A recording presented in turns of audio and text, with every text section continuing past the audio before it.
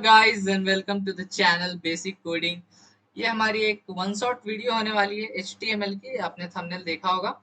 तो HTML की ये वन शॉट वीडियो होने वाली है। इस वीडियो में हम कवर करेंगे HTML को पूरा बेसिक से।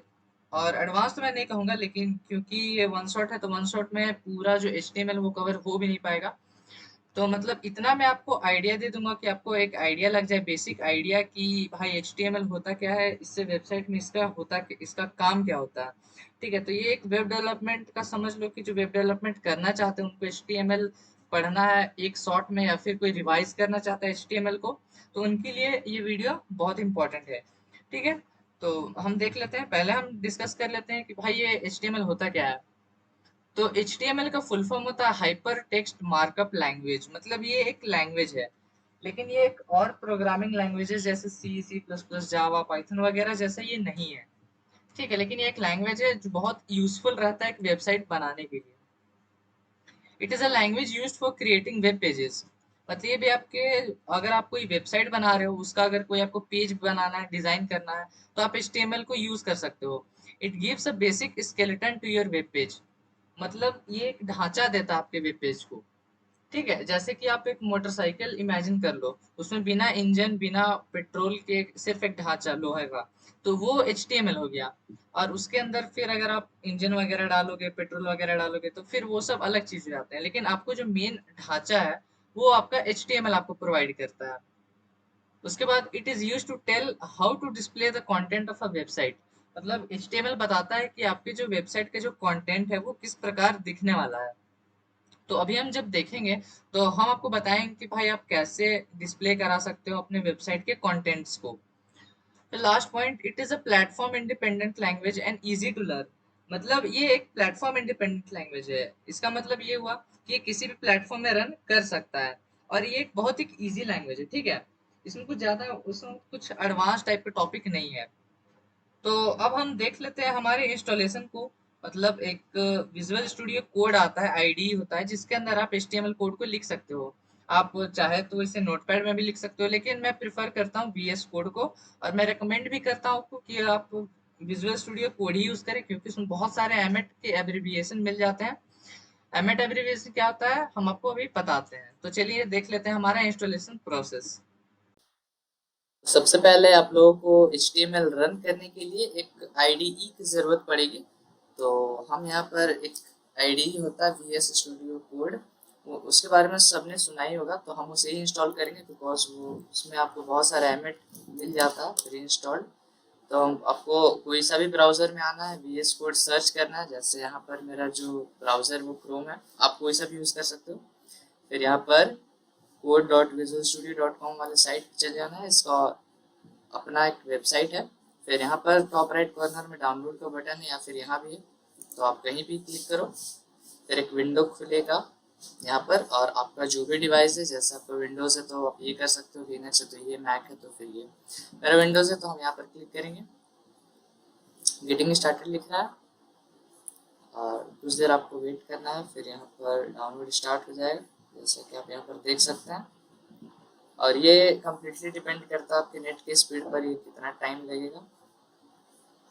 तो इसको जल्दी से फास्ट फॉरवर्ड में हटाते हैं, फिर आपको मिलते हैं इंस्टॉल होने के बाद।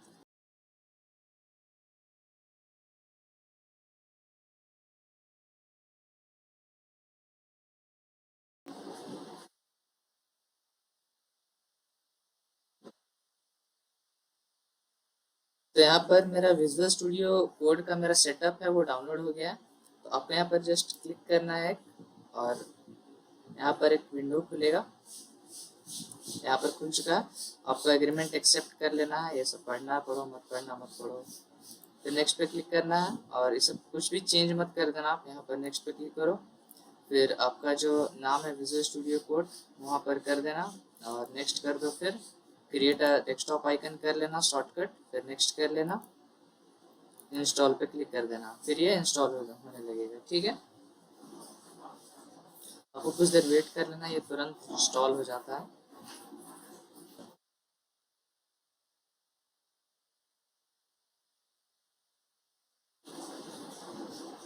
यहाँ पर मेरा विजुअल स्टूडियो कोड डाउनलोड हो चुका है। आपको यहाँ पर अभी लॉन्च नहीं करना है, मन है तो कर सकते हो। फिनिश पे क्लिक करना, ये वेबसाइट को आप बंद कर दो।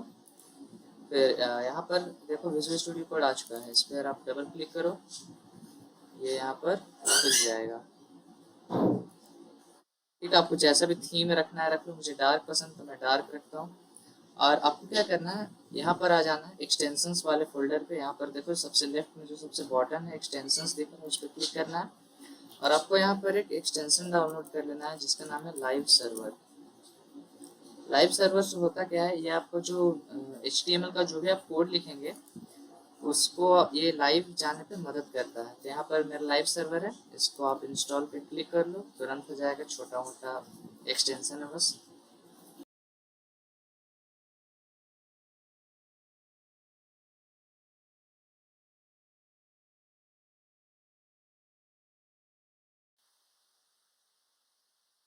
तो यहाँ पर मेरा लाइव सर्वर इंस्टॉल हो गया और आ रहा है एक्टिवेशन लो टाइम इम्प्रूव। ठीक है, तो आपको इसे जस्ट यहाँ से बंद कर देना है।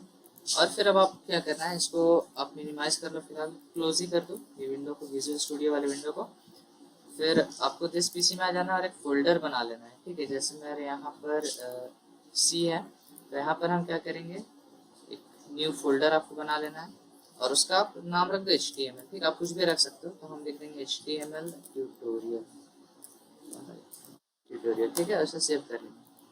फिर आप इस पर राइट क्लिक करो और फिर इसको अगर आप यहाँ से ओपन करना चाहते हो तो यहाँ पर मोर ऑप्शंस में जाओ और ये ओपन ऑप्शन नहीं आ रहा पता नहीं, पर आप विजुअल स्टूडियो कोड से भी इसे खोल सकते हो। आपको बस विजुअल स्टूडियो कोड में यहाँ पर आना है। फिर यहाँ पर फाइल जो ऊपर ऑप्शन दिख रहा है इस पर क्लिक करना, ओपन फोल्डर यहाँ पर है, इस पर क्लिक करो। और यहाँ पर आपका सी ड्राइव में आपने बनाया था वो फोल्डर कहाँ गया, सी ड्राइव। और यहाँ पर मेरा HTML ट्यूटोरियल यहाँ पर है, इस पर आप क्लिक करो, सिलेक्ट फोल्डर करो और यहाँ पर I trust the authorities authors कर दो। फिर यहाँ पर HTML का जो वो आपने फाइल बनाया था वो खुल जाएगा। ठीक है, तो अब आप इस पर कोड रन कर सकते हैं। तो अभी तक हमने देखा कि कैसे हम जो VS कोड है उसको इंस्टॉल करते हैं, और एक फाइल हमने बनाया था तो वो फाइल को आपको खोल लेना है। यहाँ पर D ड्राइव मैंने उसे शिफ्ट कर दिया था, यहाँ पर HTML ट्यूटोरियल इसे हम सेलेक्ट करते हैं और यहाँ पर मेरा खुल गया। तो इस वक्त जो मैं अगर आपको दिखाऊं ये HTML ट्यूटोरियल में मैंने क्या रखा हुआ है, तो यहाँ पर मेरा D ड्राइव HTML, और यहाँ पर देखो यहाँ पर बस एक इमेज है मेरे पास। ठीक है, और फिलहाल के लिए कुछ नहीं है मेरे पास यहाँ पर।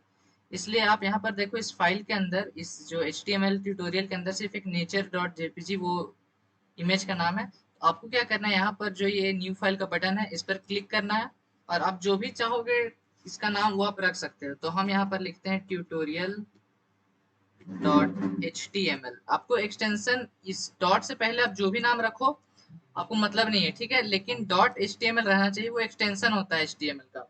अगर ये नहीं रखोगे तो फिर HTML नहीं चलेगा। अब आपको यहाँ पर करना क्या है, आपको कुछ भी नहीं करना, आपको बस एक्सक्लेमेशन मार्क डालना है और एंटर कर देना है। ये देखो ये खुद पर खुद इसने इसे बॉयलर प्लेट बोलते हैं। ठीक है, ये पूरा जो स्ट्रक्चर है इसको हम लोग बॉयलर प्लेट बोलते हैं। तो एक बॉयलर प्लेट खुद ब खुद यहाँ पर लग जाता है। अब ये कैसे लगता है, ये एमेट एब्रीविएशन की मदद से लगता है। जैसे देखो यहाँ पर हमने परसेंटेज लिखा तो यहाँ पर आ रहा है लिखा हुआ एमेट एब्रीविएशन। इसका मतलब, एमेट का मतलब क्या होता है कि आप कुछ भी शॉर्ट फॉर्म में टाइप करो फिर उसका आपको वो सजेशन दिखाएगा और आप एंटर करो तो वो पूरा कोड खुद ब खुद लिख देता है आपके लिए। तो VS कोड का ये क्या बोलते हैं इसे खासियत है। ठीक है, तो इसके लिए आपको इतना पूरा लंबा चौड़ा कोड याद नहीं करना पड़ेगा। आप इसके अंदर बस एक्सक्लेमेशन मार्क डालो और एंटर करो और आप पूरा का पूरा एक बॉयलर प्लेट लग के आ जाएगा। अब ये मेरे पास ये कोई कोड नहीं है, ठीक है, ये बस एक ढांचा है। अगर हम यहाँ पर गो लाइव पे क्लिक करें, गो लाइव तभी चलेगा जब आपने लाइव सर्वर को इंस्टॉल कर रखा है। तो यहाँ पर मेरा जो वेबसाइट है वो खुल गया है। तो ये देखो वेबसाइट का जो पेज है वो पूरा का पूरा खाली है मेरे पास। ये सब प्रिंट नहीं होता है, ये सब बस कोड है। ठीक है, प्रिंट क्या होता है, जो ये बॉडी है, यहाँ पर जो बॉडी है ओपनिंग बॉडी और क्लोजिंग बॉडी, इसको हम टैग बोलते हैं। तो इस टैग के अंदर आप जो भी लिखोगे, ठीक है, वही वहां पर आएगा। जैसे हम यहाँ पर लिखते हैं स्क्रिप्ट, ठीक है, कंट्रोल से सेव करते हैं। यहाँ पर देखो स्क्रिप्ट लिखा हुआ आ गया। तो ये होता है मेरे पास बॉडी। बॉडी के अंदर आप जो भी लिखोगे वही मेरे पास कंटेंट में वहां पर दिखता है। तो अब हम समझते हैं कि ये जो पूरा ढांचा है इसमें क्या क्या आता है। पहला लाइन है मेरा डॉक टाइप HTML। ये लाइन बताता है यूजर को कि आपका जो HTML है वो डॉक्यूमेंट टाइप है। देखो डॉक टाइप, डॉक्यूमेंट टाइप, ठीक है। तो ये मेरा लाइन जो बताता है कि आपका जो HTML है वो डॉक्यूमेंट टाइप है। फिर आता है HTML का टैग। इसमें आपको क्या है, लैंग्वेज लिखा हुआ है EN मतलब इंग्लिश, तो यहाँ पर हम इंग्लिश लैंग्वेज यूज करने वाले हैं। फिर आता है मेरा हेड। देखो हेड यहाँ से चालू हो रहा है और यहाँ पर खत्म हो रहा है। हेड के बीच में आपका टैग्स रहते हैं। ये सब जितना भी लिखा हुआ है ये सब मेरे पास टैग्स है, जितना अंडरलाइन, ये टाइटल वाला नहीं, ये सब। तो इसको हम लोग मेटा टैग्स बोलते हैं। देखो यहाँ पर मेटा लिखा हुआ है, तो ये मेटा टैग्स है सारे। मेटा टैग्स का काम क्या है, देखो मेटा टैग्स का काम है आपके पास जो भी आपका ये जो आपका वेबसाइट बनेगा तो इसको जो है वो अच्छी रैंक दिलाना वेबसाइट पर। फिलहाल के लिए बस आप इतना समझो कि मेटा टैग्स का काम यही होता है कि आपका वेबसाइट को अच्छी रैंक कराना। ठीक है। अब टाइटल क्या होता है? टाइटल होता है जो भी आपका वेबसाइट जिस नाम से जाना जाएगा। जैसे हम यहाँ पर देख लेते हैं, ये जो है ये डॉक्यूमेंट नाम से जाना जा रहा है। यहाँ पर ऊपर में देखो ये डॉक्यूमेंट लिखा हुआ है, ठीक है। और यहाँ पर देखो, यहाँ पर भी डॉक्यूमेंट लिखा हुआ है। तो अगर हम यहाँ पर चेंज करते हैं, यहाँ पर हम लिख देते हैं माई वेबसाइट। तो आप देखना इसको कंट्रोल एस से सेव करना पड़ता है पहले कोड को। यहाँ पे देखो डॉट बना हुआ है, मतलब ये सेव नहीं, कंट्रोल एस किया तो ये सेव हो गया। फिर आपको चेंजेस दिखेंगे, नहीं तो फिर नहीं दिखेंगे। देखो अब ये माई वेबसाइट हो गया। तो यहाँ पर आप जो भी डालोगे वो हो जाता है। जैसे हम यहाँ पर डालते हैं गूगल, कंट्रोल एस से सेव, और ये आ गया गूगल। अभी गूगल लिखने से गूगल बन नहीं जाता है, वैसा रहता तो फिर 1000 गूगल रहता। बस यहाँ पर आपका जो हेडिंग होता है वो हो जाता है। तो फिलहाल हम इसके इस पूरे ट्यूटोरियल के लिए हम इसको माई वेबसाइट रखेंगे, ठीक है। इस पूरे ट्यूटोरियल में हम इसको माई वेबसाइट बुलाएंगे अपने टाइटल को। आप मनचाहा टाइटल रख सकते हो, कोई इशू नहीं है। नेम लिखने में कोई इशू नहीं है। आप यहाँ पर एक स्पेस भी ऐड कर सकते हो, एज इट इज दिखेगा। हम यहाँ पर स्पेस ऐड कर देते हैं ताकि किसी को कोई कंफ्यूजन ना रहे। कंट्रोल एस से सेव, और यहाँ पर देखो माई वेबसाइट, ठीक है।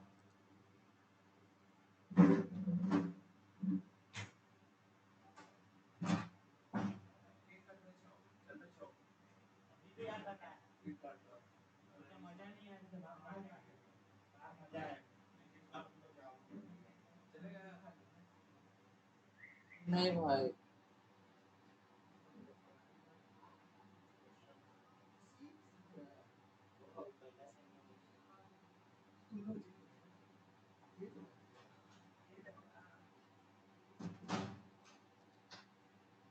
तो ये था मेरा टाइटल, ठीक है। तो हेड के अंदर आता है मेरा टाइटल और मेटा टैग्स। हेड के अंदर और भी कुछ चीजें आते हैं पर अभी हम वो सब में नहीं जाएंगे। फिलहाल के लिए HTML के लिए इतना ही बस इंपॉर्टेंट है जानना कि हेड के अंदर क्या क्या आते हैं। अब बॉडी के अंदर मैंने आपको बताया, बॉडी के अंदर आपका कंटेंट आता है। आप टेक्स्ट लिखो, आप पैराग्राफ लिखो, आप हेडिंग लिखो, आप कोई इमेज डालो, आप कोई लिंक डालो, आप कोई टेबल डाल दो, आप कोई लिस्ट बना दो। तो वो सारी चीज जो है वो बॉडी के अंदर मेरे पास आते हैं, ठीक है। तो यहाँ तक हो गया इन सब के बारे में। इन सब स्ट्रक्चर के बारे में मैंने आपको बता दिया है, ठीक है। ये मेरा बताता है कि मेरा जो HTML है डॉक्यूमेंट टाइप है, लैंग्वेज इंग्लिश है। ये सारे मेटा टैग्स है मेरे पास। मेटा टैग्स का काम क्या होता है, आपकी वेबसाइट को अच्छी रैंक दिलाना। और टाइटल में आपका वेबसाइट का नाम होता है। ये सब हेड के अंदर होते हैं। बॉडी के अंदर आपका जो कंटेंट होता है आपका वेबसाइट का वो होता है, ठीक है। तो ये था मेरा बॉयलर प्लेट। अब हम क्या करते हैं, आपको एक चीज बताते हैं। जो मेरा HTML है ना, कहा गया, जो मेरा HTML है वो मेरे पास केस सेंसिटिव नहीं होता है। HTML is not case sensitive. Case sensitive HTML जो है वो केस सेंसिटिव नहीं होता है। इसका मतलब चाहे आप स्मॉल लेटर में कुछ चीज लिख दो, चाहे आप ग्रेट कैपिटल लेटर में कुछ भी लिख दो, तो उसके लिए दोनों सेम ही होता है। यहाँ पर देखो HTML is not case sensitive. ये मेरे पास कंटेंट आ गया, इसको हम थोड़ा सा जूम कर लेते हैं, ठीक है। तो HTML मेरा केस सेंसिटिव नहीं होता है, पहली चीज। अब दूसरी इंपॉर्टेंट चीज, सबसे पहले हम आपको कमेंट्स के बारे में बताएंगे, ठीक है। HTML में कमेंट्स क्या होते हैं। जैसा बाकी लैंग्वेजेस में होता है कमेंट्स, सेम इसमें होता है। कमेंट्स होते क्या है, comments are the non executable statement. मतलब कमेंट्स जो है वो एग्जीक्यूट नहीं होते हैं प्रोग्राम में, ठीक है, यहाँ पर हम लिख देते हैं नॉन एग्जीक्यूटेबल स्टेटमेंट्स, कंट्रोल से सेव। अभी देखो ये दोनों मेरे पास कंटेंट है, तो ये सब मेरे पास कंटेंट्स में प्रिंटेड आएंगे यहाँ पर। देखो HTML इज नॉट सेंसिटिव और comments are non executable statements. ठीक है, तो अब जो है हम इसको कमेंट कर देते हैं। अब कमेंट करने का तरीका क्या है, आप कंट्रोल प्लस स्लैश करो तो ये कमेंट आउट हो जाएगा। ठीक है, वापस से करो, D comment comment D comment comment. ठीक है, तो कंट्रोल प्लस स्लैश से ये कमेंट हो जाता है, और फिर कंट्रोल प्लस स्लैश से ये डी कमेंट हो जाता है। हम यहाँ पर लिख देते हैं CTRL plus slash is used to comment out a statement. अब ये जो कंट्रोल प्लस स्लैश है, ये लगभग VS कोड के में जितने भी लैंग्वेजेस आप करोगे, ये सब में सेम चीज करता है। ठीक है, कंट्रोल प्लस स्लैश सब में कमेंट कर देता है। तो यहाँ पर हमने लिख दिया और इसको भी हम कर देते हैं। अब देखो ये जो दोनों मेरे स्टेटमेंट्स है, जो comments are the non executable statements और control plus slash is used to comment out a statement, ये दोनों स्टेटमेंट मेरे पास प्रिंट नहीं होंगे। देखना ये दोनों प्रिंट नहीं हुआ, बस HTML is not case sensitive ये प्रिंट हुआ है यहाँ पर, जो यहाँ पर मैंने बॉडी में डाला था। तो ये तीन इंपॉर्टेंट चीज थी जो मैंने अभी आप लोगों को बताया। तो यहाँ पर खत्म हो गया मेरा कमेंट। तो कोई भी एलिमेंट या टैग, उसको आपको लिखने का जो सिंटेक्स होता है वो ये होता है सिंटेक्स। यहाँ पर syntax to write any element और टैग, मतलब किसी भी एलिमेंट और टैग को लिखने का सिंटेक्स क्या होता है। तो उसका सिंटेक्स होता है, आप पहले एक ओपनिंग और क्लोजिंग एंगल दोगे, इसके बीच में आप अपना टैग का नाम लिखोगे, टैग नेम। ठीक है, उसके बाद अपना यहाँ पर बीच में कंटेंट आएगा, फिर ओपनिंग क्लोजिंग के बीच में यहाँ पर टैग नेम रहता है। यहाँ पर देखो अपने से खुद से ले लिया इसने। तो ये मेरा बेसिक सिंटेक्स होता है। अब टैग नेम डालो, बीच में कंटेंट डालो और फिर क्लोजिंग टैग डाल दो। देखो ओपनिंग टैग में कोई भी स्लैश नहीं आता है और क्लोजिंग टैग में मेरे पास एक स्लैश आता है। ठीक है, तो जैसे कि यहाँ पर एग्जांपल में देखो ये हेड है, तो ये ओपनिंग क्लोजिंग के बीच में टैग नेम हेड लिखा हुआ है, और यहाँ पर मेरा क्लोजिंग टैग है, ओपनिंग क्लोजिंग एंगल के बीच में वही टैग नेम और स्लैश लिया है, और बीच में मेरे पास कंटेंट आ रहा है। तो यही मेरा बेसिक स्ट्रक्चर होता है। ठीक है, इसको हम कर देते हैं अभी फिलहाल के लिए कमेंट आउट। एक शॉर्टकट अब हम आपको बताते हैं। जैसे आपने यहाँ पर आपका जैसे मान लो कर्सर है, ठीक है, आपको नेक्स्ट लाइन में लाना, आप अगर एंटर दबाओगे तो ये कुछ ऐसा हो जाएगा। पर आप चाहते हो ये एज इट इज रहे और यहीं से मेरा कर्सर नीचे जंप कर जाए, और ये आपको बहुत जगह पर काम भी आता है। उसके लिए आप कंट्रोल प्लस एंटर करो, तो कर्सर डायरेक्ट यहाँ से यहाँ आ जाएगा। ठीक है, जैसा अभी आपने देखा। तो इसको भी हम लिख देते हैं कंट्रोल प्लस एंटर,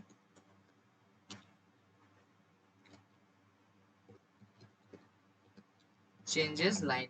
ठीक है, ये मेरा लाइन चेंज कर देता है।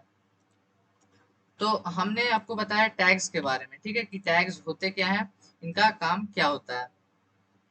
तो यहाँ तक अभी तक हमने आपको कुछ बताया नहीं है। अब हम हेडिंग्स को देखेंगे कि हेडिंग्स क्या होता है। आपको किसी भी, जैसे ये लाइन को आपको नीचे लाना है, ठीक है, हेडिंग वाले लाइन को हमको नीचे लाना है, तो ऑल्ट प्रेस डाउन एरो करो तो ये नीचे आ जा रहा है, देखो। ठीक है, तो अब हम पढ़ते हैं हेडिंग के बारे में। हेडिंग्स क्या होते हैं, ये सब मैं इसलिए कमेंट कर रहा हूँ ताकि ये जब मैं कोड आपको डिस्क्रिप्शन में दूंगा तो आप इसे खुद से कॉपी पेस्ट करके भी आप एक एक चीज में अगर आपको डाउट होगा तो आप देख सकते हो। ठीक है, तो ये सब मेरे कोड में रहेंगे पर ये रीड नहीं किया जाएगा। ठीक है, मतलब अभी मेरा जो HTML है वो पूरा पूरा खाली है, क्योंकि अभी तक मैंने यहाँ पर कुछ लिखा नहीं है, और ये सब काउंट होंगे नहीं क्योंकि ये कमेंट्स है। तो अब हेडिंग देखते हैं। हेडिंग जो है वो 6 टाइप के होते हैं। ठीक है, तो हेडिंग को लिखने का सिंटेक्स क्या है, H1। और यहाँ पर देखो ऑलरेडी यहाँ पर सजेशन आ गया, तो इसको आप एंटर करो तो खुद से ये हेडिंग ले लेगा। ठीक है, H1। और यहाँ पर बीच में आपका ये टैग ले लिया हेडिंग का H1, और यहाँ पर आप बीच में लिख सकते हो हेडिंग 1। ठीक है, अब देखते हैं यहाँ पर क्या हो रहा है। देखो यहाँ पर मेरा हेडिंग 1 आ जा रहा है, ये बोल्ड लेटर्स में हेडिंग 1 आ जा रहा है। तो इसी तरह हेडिंग 2 होता है, हेडिंग 2। ठीक है, यहाँ पर लिख देते हैं हेडिंग 2। अब देखना यहाँ पर हेडिंग 2 इससे कम बोल्ड है। ठीक है, ये जो हेडिंग 1 है ये ज्यादा बोल्ड है और ये कम बोल्ड है। और इसी प्रकार मेरे पास H3 होते हैं, H3, H4, H5, H6। Total मेरे पास 6 हेडिंग्स होते हैं। ठीक है, H1, H2, H3, H4, H5, H6। अब मैं चाहता हूँ, मैं ये चूंकि ये वन शॉट है तो मैं हर एक चीज को लिख के नहीं बताऊंगा। पर मैं चाहता हूँ कि आप सब जो है ये हेडिंग्स को खुद से करके देखें, ये तीनों हेडिंग्स में बोल्डनेस कैसे जो है वो डिफरेंट हो जाती है। ठीक है, तो इन सारों को हम कर लेते हैं कमेंट आउट। तो ऐसे हम हेडिंग्स लिखते हैं। ठीक है, तो ये था मेरा हेडिंग के बारे में। अब बढ़ते हैं नेक्स्ट टॉपिक की तरफ, पैराग्राफ्स। आपको अगर कोई पैराग्राफ इंक्लूड करना है अपने HTML में, आपको अगर पैराग्राफ इंक्लूड करना है अपने जो HTML में है, तो आप सिंपली देखो यहाँ पर ऐसे भी लिख सकते हो, दिस इज अ पैराग्राफ। ठीक है, यहाँ पर दिस इज अ पैराग्राफ, पर ये पैराग्राफ नहीं होता है एक्चुअली में। ये बस आपने कंटेंट कहीं भी लिख दिया जो रैंडमली यहाँ पर लिखा गया है। लेकिन आपको एक अच्छे से अगर पैराग्राफ ऐड करना है जो पूरा पैराग्राफ एक में गिना जाए, तो उसके लिए एक टैग आता है जिसको हम पी टैग बोलते हैं। आप एंटर करो पी करके, तो ये इसने टैग ले लिया, ये पैराग्राफ का टैग होता है। ठीक है, तो अब पैराग्राफ के अंदर आप कुछ भी लिख सकते हो, जैसे हम यहाँ पर लिखते हैं this is a paragraph, control S save, और यहाँ पर देखो ये पैराग्राफ आ जा रहा है। ठीक है, तो ये पैराग्राफ को लिखने का एक अच्छा तरीका होता है, क्योंकि अगर आप फ्यूचर में चाहो कि जब आपका वेबसाइट बने, आप चाहो कि इस पूरे जो पैराग्राफ है उसके अंदर आप कुछ चेंज कर सको। जैसे कि हम यहाँ पर करते हैं, एक ये पैराग्राफ हो गया और आपने एक सिंपल लाइन लिखा, this is a paragraph without without the P tag. ठीक है, ये जो पैराग्राफ है ये विदाउट पी टैग है, और ये this is a paragraph with P tag है। ठीक है, तो यहाँ पर मेरे पास दो लाइन आ जाएंगे, this is a paragraph without the P tag, और ये आ जाएगा this is a paragraph with a P tag. इसको थोड़ा सा जूम कर लेते हैं। तो ये वाला जो ऊपर वाला लाइन है ये हमने लिखा है विदाउट पी टैग का यूज करके, और ये वाला लिखा हमने पी टैग का यूज करके। तो अगर आप फ्यूचर में चाहो कि ये जो पैराग्राफ है वो रेड कलर का दिखे, तो अभी मैं आपको ये नहीं बताऊंगा कि वो कैसे होता है, पर अगर आप चाहते हो वो रेड कलर का दिखे, ठीक है, तो आप कुछ ऐसा कर सकते हो। तो इससे क्या होगा, आपका जो ये वाला है वो रेड कलर में दिखने लगेगा। पर आप वही अगर इस लाइन में करना चाहोगे, आप चाहो कि ये भी मेरा रेड में हो जाए, तो वो आप ये चीज अचीव नहीं कर पाओगे। क्यों? क्योंकि ये जो जो भी आप स्टाइलिंग डालोगे, यहाँ पर स्टाइल मैंने डाला है, कलर को रेड कर दिया है, तो ये तभी पॉसिबल है जब आप कोई एलिमेंट के अंदर डालोगे। अब ये तो कोई एलिमेंट नहीं है, ये तो सिंपल लाइन है। एलिमेंट क्या है यहाँ पर मेरा, ये जो पी टैग है ये एलिमेंट है मेरा, तो मैंने यहाँ पर एलिमेंट के अंदर डाला है स्टाइल टैग। तो इसलिए ये एक अच्छा तरीका होता है पैराग्राफ लिखने का, अदर देन दिस वन। ऊपर वाला को हम नहीं लिखते हैं ऐसे। ठीक है, पैराग्राफ को लिखने का सही तरीका है, तो हम यहाँ पर लिख देते हैं the paragraph the paragraph should be written using P tag. ठीक है, ये जो है वो पी टैग के जरिए लिखा जाना चाहिए जो भी मेरा पैराग्राफ है।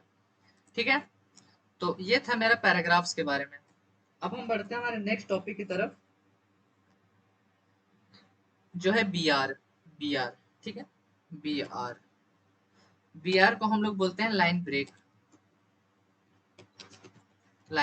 ठीक है, मतलब अगर आपको एक लाइन ऐड करना है तो वो आप कैसे ऐड कर सकते हो उसके लिए। ठीक है, यहाँ पर लगता है कुछ गड़बड़ हो गया।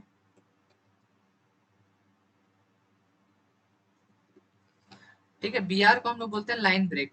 तो ये एक ऐसा टैग है ना, बी आर एक ऐसा टैग है जो सेल्फ क्लोजिंग टैग है। सेल्फ क्लोजिंग का मतलब अब हमको समझाते हैं। जैसे कि ये हेड टैग को देखो, इसका एक ओपनिंग वाला जरूरी था और एक क्लोजिंग वाला भी जरूरी था। लेकिन बी आर एक ऐसा टैग है जिसमें बस ओपनिंग चाहिए, क्लोजिंग नहीं चाहिए, और इसमें कुछ कंटेंट होता भी नहीं है और डाल भी आप नहीं सकते। जैसे यहाँ पर हम लिखते हैं दिस इज अ लाइन 1, और नेक्स्ट लाइन में लिखते हैं दिस इज अ लाइन 2। ठीक है, आपने ये दोनों लाइन को लिखा।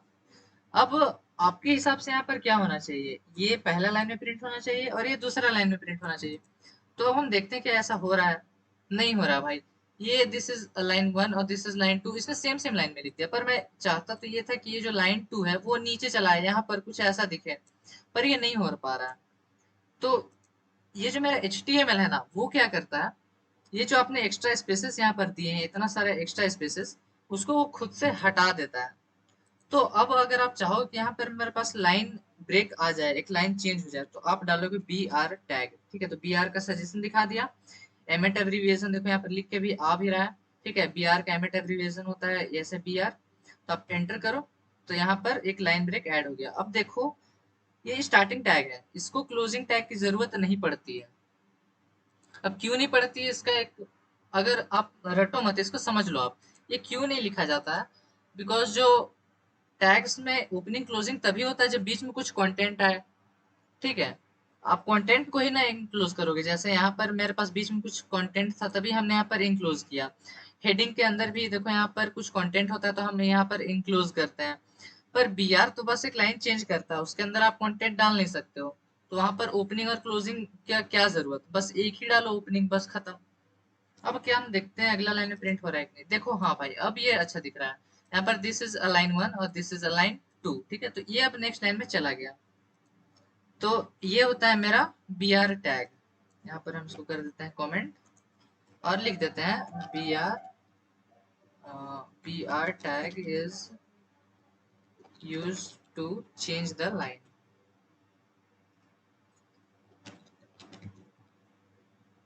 तो बी आर टैग जो है मेरा वो क्या करता है, वो लाइन चेंज कर देता है।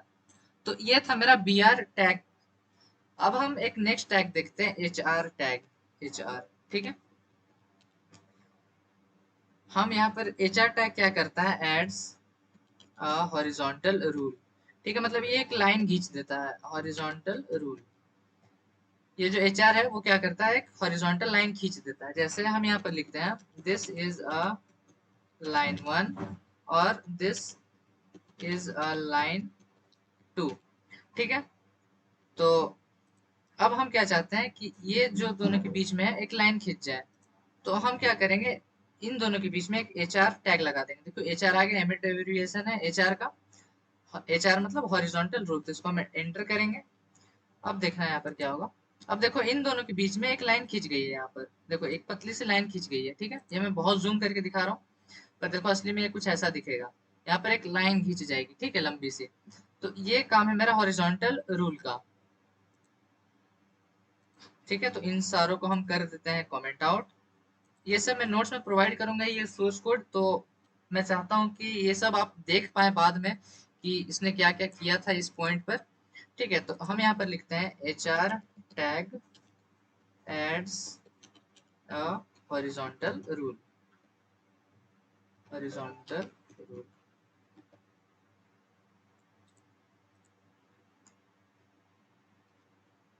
तो ये हो गया मेरा एच आर टैग के बारे में। अब हम बढ़ते हैं हमारे नेक्स्ट टॉपिक की तरफ। हमारा नेक्स्ट टॉपिक क्या है, pre. Pre pre pre pre pre क्या करता है, pre this tag prints the statements as they are. मतलब आपने जैसे जैसा आपने लिखा है ये स्टेटमेंट्स को, उसी तरह ये प्रिंट कर देता है। जैसे हम यहाँ पर चाहते हैं दिस इज अ लाइन, फिर हम लिखेंगे दिस इज अ लाइन, फिर ऐसा बहुत सारा लाइन, ठीक है। तो अब देखना ये तो भाई सेम लाइन में प्रिंट होने वाला है, this is line, this is line, this is line. और हम क्या करते हैं, बीच में एक स्पेसेस भी ऐड करते जाते हैं, ठीक है। यहाँ पर हम स्पेसेस भी ऐड कर देते हैं। तो अब मैं चाहता हूँ ऐसे ही दिखे, this is a line print हो, बीच में एक स्पेस आ जाए, फिर एक लाइन प्रिंट हो, बीच में एक स्पेस आ जाए, फिर एक लाइन प्रिंट हो। हम चाहते हैं कुछ ऐसा हो यहाँ पर। तो लेकिन ये नहीं हो रहा भाई, ये तो पूरा गड़बड़ है।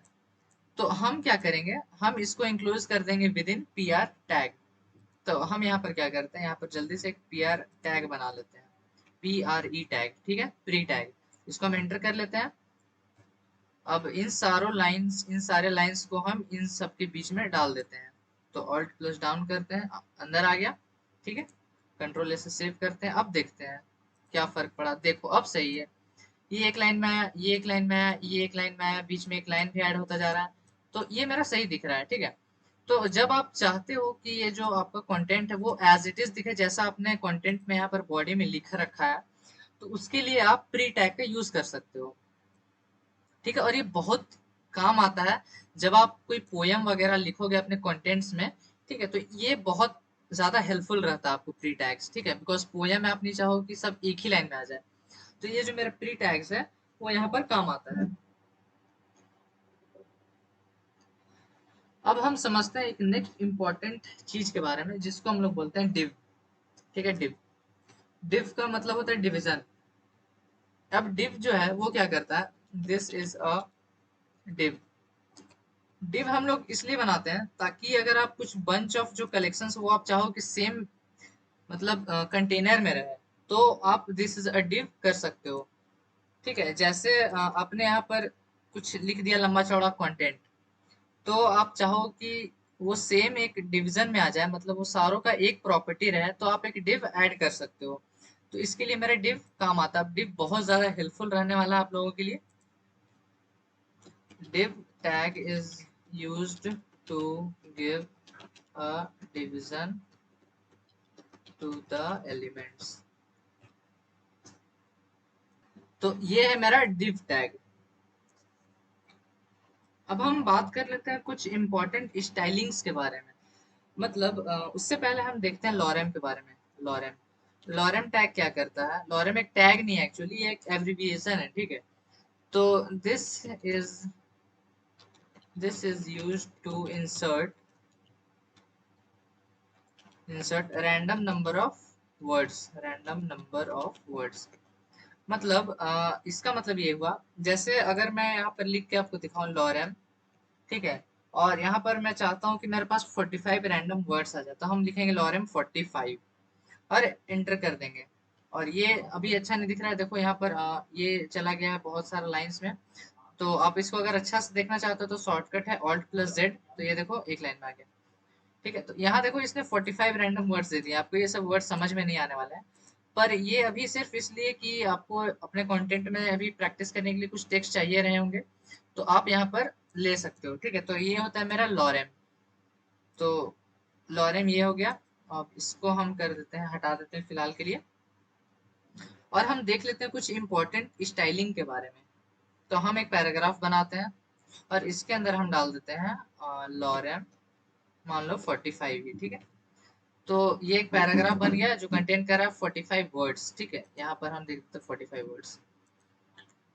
अब देखो यहाँ पर हम क्या करने वाले हैं, हम इसमें कुछ स्टाइल ऐड कर सकते हैं। ठीक है, तो स्टाइल जो है वो आप ऐड कर सकते हो सीएसएस की मदद से, वो एक अलग होता है, कैस्केडिंग स्टाइल सीट बोलते हैं। ठीक है, पर फिलहाल ये एचटीएमएल का टॉपिक है, इसलिए एचटीएमएल के पर्सपेक्टिव से हम आपको यह चीज बता रहे हैं। आप इसमें कुछ भी स्टाइल ऐड कर सकते हो, जैसे फॉर एग्जांपल हम चाहते हैं ये जो मेरा पूरा का पूरा पैराग्राफ है वो ब्लू कलर में दिखे, तो हम लिखेंगे स्टाइल। देखो यहाँ पर स्टाइल इसने सजेस्ट कर दिया, आप एंटर करो। तो यहाँ पर देखो अभी ब्रैकेट के अंदर आप कलर चेंज करना चाहते हो, तो आप लिखोगे COLOR कलर। ठीक है, यहाँ पर देखो कलर एक आ गया, एंटर करो। और यहाँ पर आप चाहोगे कि मेरा जो ये है वो ब्लू कलर का दिखे, तो आप यहाँ पर ब्लू डाल दो। ठीक है, यहाँ पर ब्लू आ भी गया। और कंट्रोल एस से सेव कर दो। ये देखो ये मेरा ब्लू कलर का हो गया भाई, ये बहुत अच्छा दिख रहा है। ठीक है, तो इस तरह के स्टाइल को आप ऐड कर सकते हो। और जैसे अब हम आपको बताते हैं आरजीबी के बारे में। यहाँ पर देख रहे हो ब्लू के बगल में एक ब्लू कलर का एक डब्बा बन गया।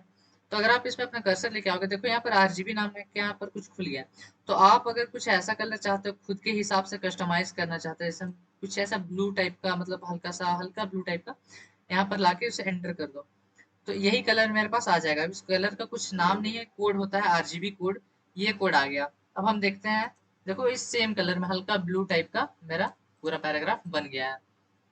तो ये सब जो चीज है वो आप स्टाइल से अचीव कर सकते हो। ठीक है, अब हम देख लेते हैं कुछ और स्टाइल्स के बारे में। हम डाल लेते हैं स्टाइल। आप बैकग्राउंड कलर दे सकते हो इस पूरे पैराग्राफ को, तो हम यहाँ पर लिखते हैं बैकग्राउंड कलर। देखो यहाँ पर बैकग्राउंड कलर आ गया, आप एंटर करो। आप चाहोगे कि मेरे पास जो बैकग्राउंड कलर है वो आ जाए मेरे पास येलो। ठीक है, येलो कलर का हम बैकग्राउंड कलर चाहते हैं। ठीक है, कंट्रोल ऐसे सेव करते हैं। और फिर यहाँ पर देखो ये उसका जो बैकग्राउंड है वो पूरा येलो हो गया। ठीक है, तो अब हम देख लेते हैं कुछ और स्टाइलिंग के टेक्निक्स। ठीक है, तो हम इसको हटा देते हैं। और हम क्या चाहेंगे अब हम देखो फॉन्ट साइज को भी हम चेंज कर सकते हैं। ठीक है, यहाँ पर ये ले नहीं रहा है, हम इसे ऐसे कर देते हैं। वो डबल कोट्स के अंदर होना चाहिए फॉन्ट साइज। ठीक है, अब हम इसे कर देते हैं 44 पिक्सल। ठीक है, अभी 4 पिक्सल रखते हैं। कंट्रोल से सेव, और यहाँ पर देखते हैं ये जो है मेरा ये 4 पिक्सल हो गया। इसको हम थोड़ा सा छोटा कर लेते हैं। ठीक है, अब हम इसे क्या करते हैं, इसको थोड़ा सा हम बड़ा कर लेते हैं। हम करते हैं यहाँ पर 45 पिक्सल, ठीक है। इसको हम रिलोड कर लेते हैं वेबसाइट को। हाँ देखो, अब देखो ये जो मेरा है वो 45 पिक्सल हो गया है, ठीक है। अब हम करते हैं जो हमने 4 पिक्सल किया था वो, कंट्रोल से सेव, और यहाँ पर देखते हैं। देखो ये बहुत ज़्यादा छोटा हो गया, ठीक है। यहाँ पर देखो बहुत ज़्यादा छोटा हो गया, तो आप इससे ये चेंजिंग कर सकते हो, ठीक है। तो और हम अब देखते हैं कुछ और टेक्निक्स, जैसे हम एक टेक्स्ट टेक्स्ट अलाइन, ठीक है। टेक्स्ट अलाइन मतलब आपका टेक्स्ट जो है वो कहाँ पर होना चाहिए। जैसे मैं चाहता हूँ मेरा टेक्स्ट है वो सेंटर पे हो जाए, तो हम देख लेते हैं अपना वेबसाइट। देखो ये सेंटर में हो गया, ठीक है। यहाँ पर से देखो ये सेंटर में चला गया पूरा का पूरा, ठीक है। तो ये था मेरा टेक्स्ट अलाइन सेंटर, ठीक है। अब अब हम बात कर लेते हैं हमारे नेक्स्ट टॉपिक की तरफ, जो है मेरा नेक्स्ट टॉपिक। उसको हम लोग यहाँ पर हम स्टाइल को छोड़ देते हैं, ताकि आप लोग बाद में जब इसको रेफर करो तो आप यहाँ पर देख लो। यहाँ पर हम कर देते हैं अपना बॉर्डर।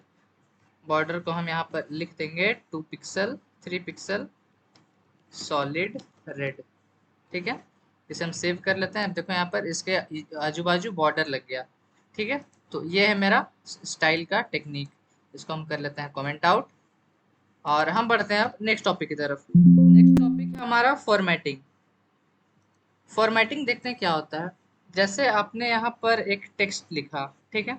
हम यहाँ पर क्या करते हैं, एक टेक्स्ट लिखते हैं।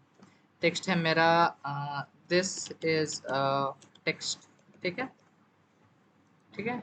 दिस इज अ टेक्स्ट करते हैं तो नो डाउट यहाँ पर दिस इज अ टेक्स्ट लिख के आ जाएगा। तो अब आप जो है इसको कुछ स्टाइलिंग दे सकते हो। ये जो टेक्स्ट है इसको आप कुछ स्टाइलिंग दे सकते हो। तो मान लो मैं चाहता हूँ कि ये जो टेक्स्ट है वो बोल्ड दिखे, तो हम बी करेंगे, ठीक है, और इसके बीच में लिख देंगे this is a text, control से सेव, और यहाँ पर देखते हैं। देखो ये बोल्ड हो गया। ये जो टेक्स्ट है वो बाकी टेक्स्ट के मुकाबले थोड़ा सा बोल्ड है, ठीक है। तो आप इसको एम्फेसाइज करने के लिए, मतलब कुछ इंपॉर्टेंट है उसको मार्क करने के लिए आप बोल्ड का यूज कर सकते हो। फिर एक होता है मेरे पास स्ट्रॉन्ग, ठीक है, स्ट्रॉन्ग, यहाँ देखो स्ट्रॉन्ग, और इसके बीच में हम लिख देते हैं this is a strong text, strong text, ठीक है। अब देखना है यहाँ पर क्या दिखेगा। ये देखो ये और ज्यादा बोल्ड हो गया, ठीक है। तो बोल्ड और स्ट्रॉन्ग करके आप किसी भी चीज को एम्फेसाइज कर सकते हो। और फिर से हम इसको क्या करते हैं, इसको हम कॉपी लाइन डाउन कर लेते हैं, ठीक है। और यहाँ पर हम आपको दिखाएंगे और कौन कौन से होते हैं। तो अब हम देखते हैं हमारा नेक्स्ट जो फीचर है फॉर्मेटिंग करने का, वो हम है ईएम, ठीक है। ईएम मतलब एम्फेसाइज, एम्फेसिस, ठीक है। इसको कंट्रोल से सेव कर लेते हैं, और फिर इन दोनों को फिलहाल के लिए कमेंट में रखते हैं। कहाँ गया, हाँ भाई, तुम दोनों कमेंट में हो जाओ, ठीक है। और ये जो मेरा है अब वो स्ट्रॉन्ग में दिखेगा, ठीक है। हम देखते हैं एम्फेसाइज में दिखेगा। सर देखो ये स्लाइटली टिल्ट हो गया, ठीक है। This is a strong test, तो ये जो है वो टिल्ट हो गया थोड़ा सा। तो आप यहाँ पर जब आप चाहोगे कि कुछ भी मेरा नया ऐड हो जाए, मतलब कुछ भी नया आपको वे में लिखना है, तो फिर आप इसे कर सकते हो, ठीक है। और फिर हम एक और देखते हैं। नेक्स्ट है हमारा आई। आई मतलब इटैलिक्स, ठीक है। कंट्रोल से सेव करते हैं, इसको कर लेते हैं कमेंट आउट, और देखते हैं। यहाँ पर देखो ये इटैलिक्स हो गया, ठीक है। मेरे पास इटैलिक्स आ गया। उसी तरह बहुत सारे होते हैं, एक और हम देख लेते हैं लास्ट। उसके बाद आप, मैं चाहूंगा कि बाकी के जो है वो आप खुद से ट्राई करो, ठीक है। आप नेट पे अगर सर्च करोगे कि कितने सारे जो टैग्स होते हैं, तो आपको बहुत सारा मिल जाएगा। जैसे हम यहाँ पर करते हैं डिलीट, ठीक है, डिलीट, और इसको कंट्रोल से सेव कर लेते हैं। कुछ नहीं हुआ, देखते हैं क्या एरर है। इसको हम हटा लेते हैं फिलहाल, और लिख लेते हैं डेल, और इसके बीच में लिख लेते हैं डिलीटेड टेक्स्ट, कंट्रोल से सेव। और ये देखो बीच में लाइन एक, ये एक है, मतलब ये टेक्स्ट मतलब मेरा डिलीटेड हो चुका है, एक लाइन आ जाएगा कट, ठीक है। तो ये होता है डेल, मतलब डिलीट टाइप का। उसी तरह बहुत सारे होते हैं। जैसे एक होता है मेरा सब, ये क्या करता है, सबस्क्रिप्ट ऐड कर देता है, ठीक है। टू द पावर ऑफ आपको करना है तो वो आप कर सकते हो। फिर एक सुपर स्क्रिप्ट होता है, मतलब सब नीचे के लिए होता है और सुपर ऊपर के लिए होता है, ठीक है। उसके बाद ईएम था मेरा। फिर मेरे पास क्या था, स्ट्रॉन्ग था, उप्स, और उसके बाद था मेरा आई, आई भी है। फिर आपने देखा यहाँ पर स्ट्रॉन्ग को, फिर आपने यहाँ पर देखा डेल को, फिर उसी तरह एक INS होता है इंसर्ट करके, तो अगर इंसर्ट आप यूज करोगे तो वो अंडरलाइन हो जाएगा। ठीक है, तो ये सब आप यूज कर सकते हो। तो यहाँ पर हम एक लाइन ऐड कर देते हैं, this are the ways to format the text. ठीक है, ये टेक्स्ट को फॉर्मेट करने के लिए काम आते हैं। तो ये हमने देख लिया अपना फॉर्मेटिंग। और अब हमने आपको बताया था स्टाइल्स के बारे में, तो वो ये रहा। तो अभी तक हमने देखा हमारा कमेंट्स देख लिया हमने, फिर HTML केस सेंसिटिव होता है, फिर टैग्स के बारे में, टैग्स का सिंटेक्स क्या होता है, पैराग्राफ क्या होता है, BR HR। ठीक है, उसके बाद प्री के बारे में हमने देखा, डिव के बारे में हमने देखा, लॉरेम के बारे में मैंने आपको बताया, स्टाइल कैसे आप कुछ भी ऐड कर सकते हो। स्टाइल में यहाँ पर पूरा डिटेल में नहीं जा रहा हूँ क्योंकि ये वन शॉट है, पर आप स्टाइल चाहो कि कुछ मैं और एक्सप्लोर करूँ तो आप खुद से कर सकते हो, नो डाउट। ठीक है, आप नेट पे जाओगे तो बहुत सारा आपको स्टाइल मिलेगा, या फिर एमेट एब्रिविएशन ही आपको बहुत सारा स्टाइल दिखा देता है, टेक्स्ट अलाइन, टेक्स्ट डेकोरेट वगैरह, तो वो आप खुद से कर सकते हो। और अब हम बढ़ते हैं हमारे नेक्स्ट टॉपिक की तरफ, जो है वो है हमारा टेबल। ठीक है, टेबल्स आप मतलब कोई भी टेबल्स कैसे इंसर्ट कर सकते हो अपने जो HTML में है। ठीक है, तो आपको सबसे पहले टेबल अगर आपको इंटर करना है अपने HTML में, तो आप क्या लिखोगे यहाँ पर, टेबल, ऑब्वियसली टेबल ही लिखोगे। ठीक है, टेबल इसका टैग होता है टेबल बनाने के लिए। और फिर आप क्या करोगे, टेबल हेड, आपको पहले अपना जो टेबल है उसका हेड देना पड़ेगा। मतलब टेबल का जो हेडिंग होता है उसमें आप क्या क्या लिखना चाहोगे, जैसे इसको थोड़ा सा जूम कर लेते हैं।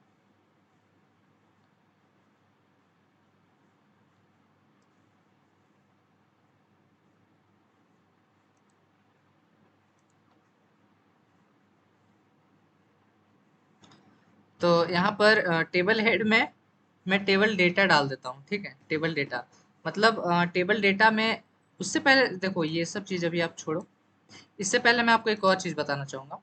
जैसे अगर आप चाहोगे कि मेरे पास जो हेडिंग है वो चार चार आ जाए, ठीक है, या फिर मेरे पास जो पैराग्राफ है वो चार आ जाए, तो आप P और इंटू, कहाँ गया, इंटू, आप चार पैराग्राफ बनाना चाहते हो, ये चार लिख दिया आपने, अब एंटर करो, एक ही साथ यहाँ पर देखो चार चार पैराग्राफ आ गए।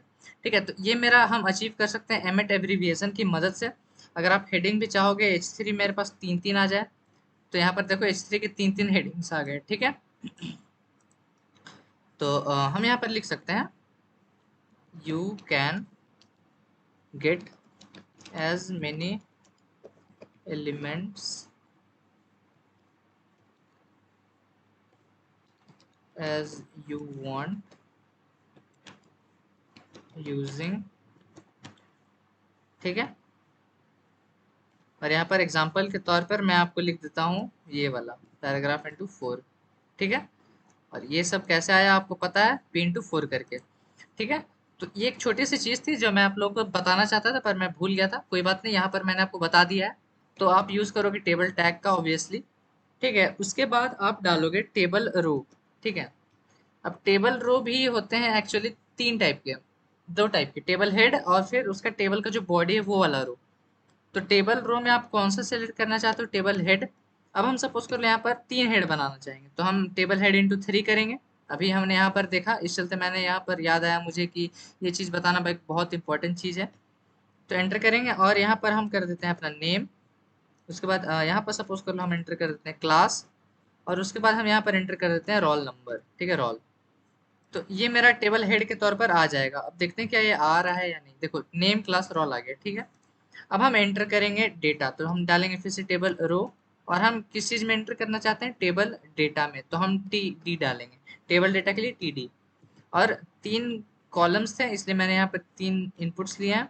और यहाँ पर सपोज कर लो हम डालते हैं अपना राज, और यहाँ पर जो उसकी क्लास है वो है 10th, और जो उसका रोल नंबर है वो सपोज कर रहा है 34। तो यहाँ पर देखते हैं, ये देखो नेम है मेरे पास राज, क्लास है मेरे पास 10 और रोल है 34। ठीक है, उसी तरह आप यहाँ पर कितने भी जो एंट्रीज हैं वो आप दे सकते हैं। अब अगर आपको नेक्स्ट एंट्री देना है तो फिर से आप डालो टेबल डेटा इंटू 3, एंटर। अब फिर आप यहाँ पर दूसरा नाम डाल सकते हो, जैसे मैं यहाँ पर डालता हूँ राहुल, और यहाँ पर उसकी क्लास है मान लो 9th, और उसका रोल नंबर मान लो 56। ठीक है, कंट्रोल से सेव, और यहाँ पर आ गया ये चीज़। ठीक है, तो ये चीज़ आप लिख सकते हो टेबल्स की मदद से। तो यहाँ पर ये जो टेबल है वो लिखने का एक बेसिक तरीका है। क्या था? आप टेबल टैग का यूज़ करो, ठीक है? उसके बाद आप टेबल रो डालो, कुछ भी आपको एंटर करना है टेबल रो, ठीक है? अब वो हेडिंग है तो आपने टेबल हेडिंग लिखा है TH, उसके अंदर से आपने जितने भी हेडिंग थे वो आपने डाल दिया यहाँ पर। फिर आपने टेबल डेटा को एंटर किया, ठीक है? आप जितने डेटा उतने एंटर कर सकते हो मन चाहे डेटा को, ठीक है? अब सपोज कर लो मैं यहाँ पर ये डेटा हटा देता हूँ, फिर देखते हैं क्या होता क्या है आखिर। ठीक है, हमने यहाँ पर 2 ही डेटा डाला, तो देखो ये खाली हो जाता है, ठीक है? ये खाली हो जाता है। और फिर सपोज कर लो यहाँ पर मैंने इसको वापस ला दिया और इसको मैंने कर दिया कमेंट आउट, मतलब ये एक्सक्लूडेड है। तो क्या होगा, राज कहाँ जाएगा? नेम में। फिर ये 34 कहाँ जाएगा? क्लास में या रोल में? वो हम देखते हैं। ये भाई क्लास में चला गया है, ठीक है? तो अगर आप बीच में कुछ भी एलिमेंट मिस करोगे तो वो आपका चला जाएगा नेक्स्ट में, क्योंकि ये रीड नहीं कर रहा है। इसलिए आपको जितने एलिमेंट्स हैं उतने ही आपको डालने हैं, ठीक है? आप लास्ट अगर एक्सक्लूड करना चाहो तो आप कर सकते हो। तो ये था मेरा टेबल, ठीक है? अब टेबल मेरे पास हो गया है।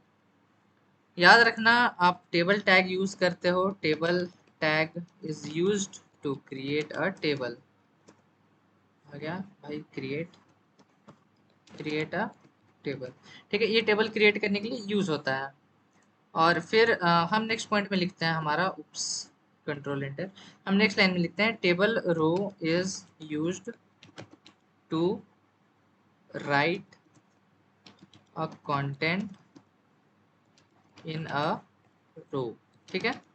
इन अ रो। अब ये जो रो है मैं ब्रैकेट में लिख देता हूँ, चाहे वो हेड हो सकता है, हेड और डेटा हो सकता है, ठीक है? मतलब अंदर बॉडी का जो डेटा है वो हो सकता है। और फिर हम नेक्स्ट पॉइंट में क्या लिखते हैं? TH, table head. Table head क्या होता है? Is use to write the heading of the table. मतलब ये टेबल का जो हेडिंग होता है वो लिखने में काम आता है, ठीक है?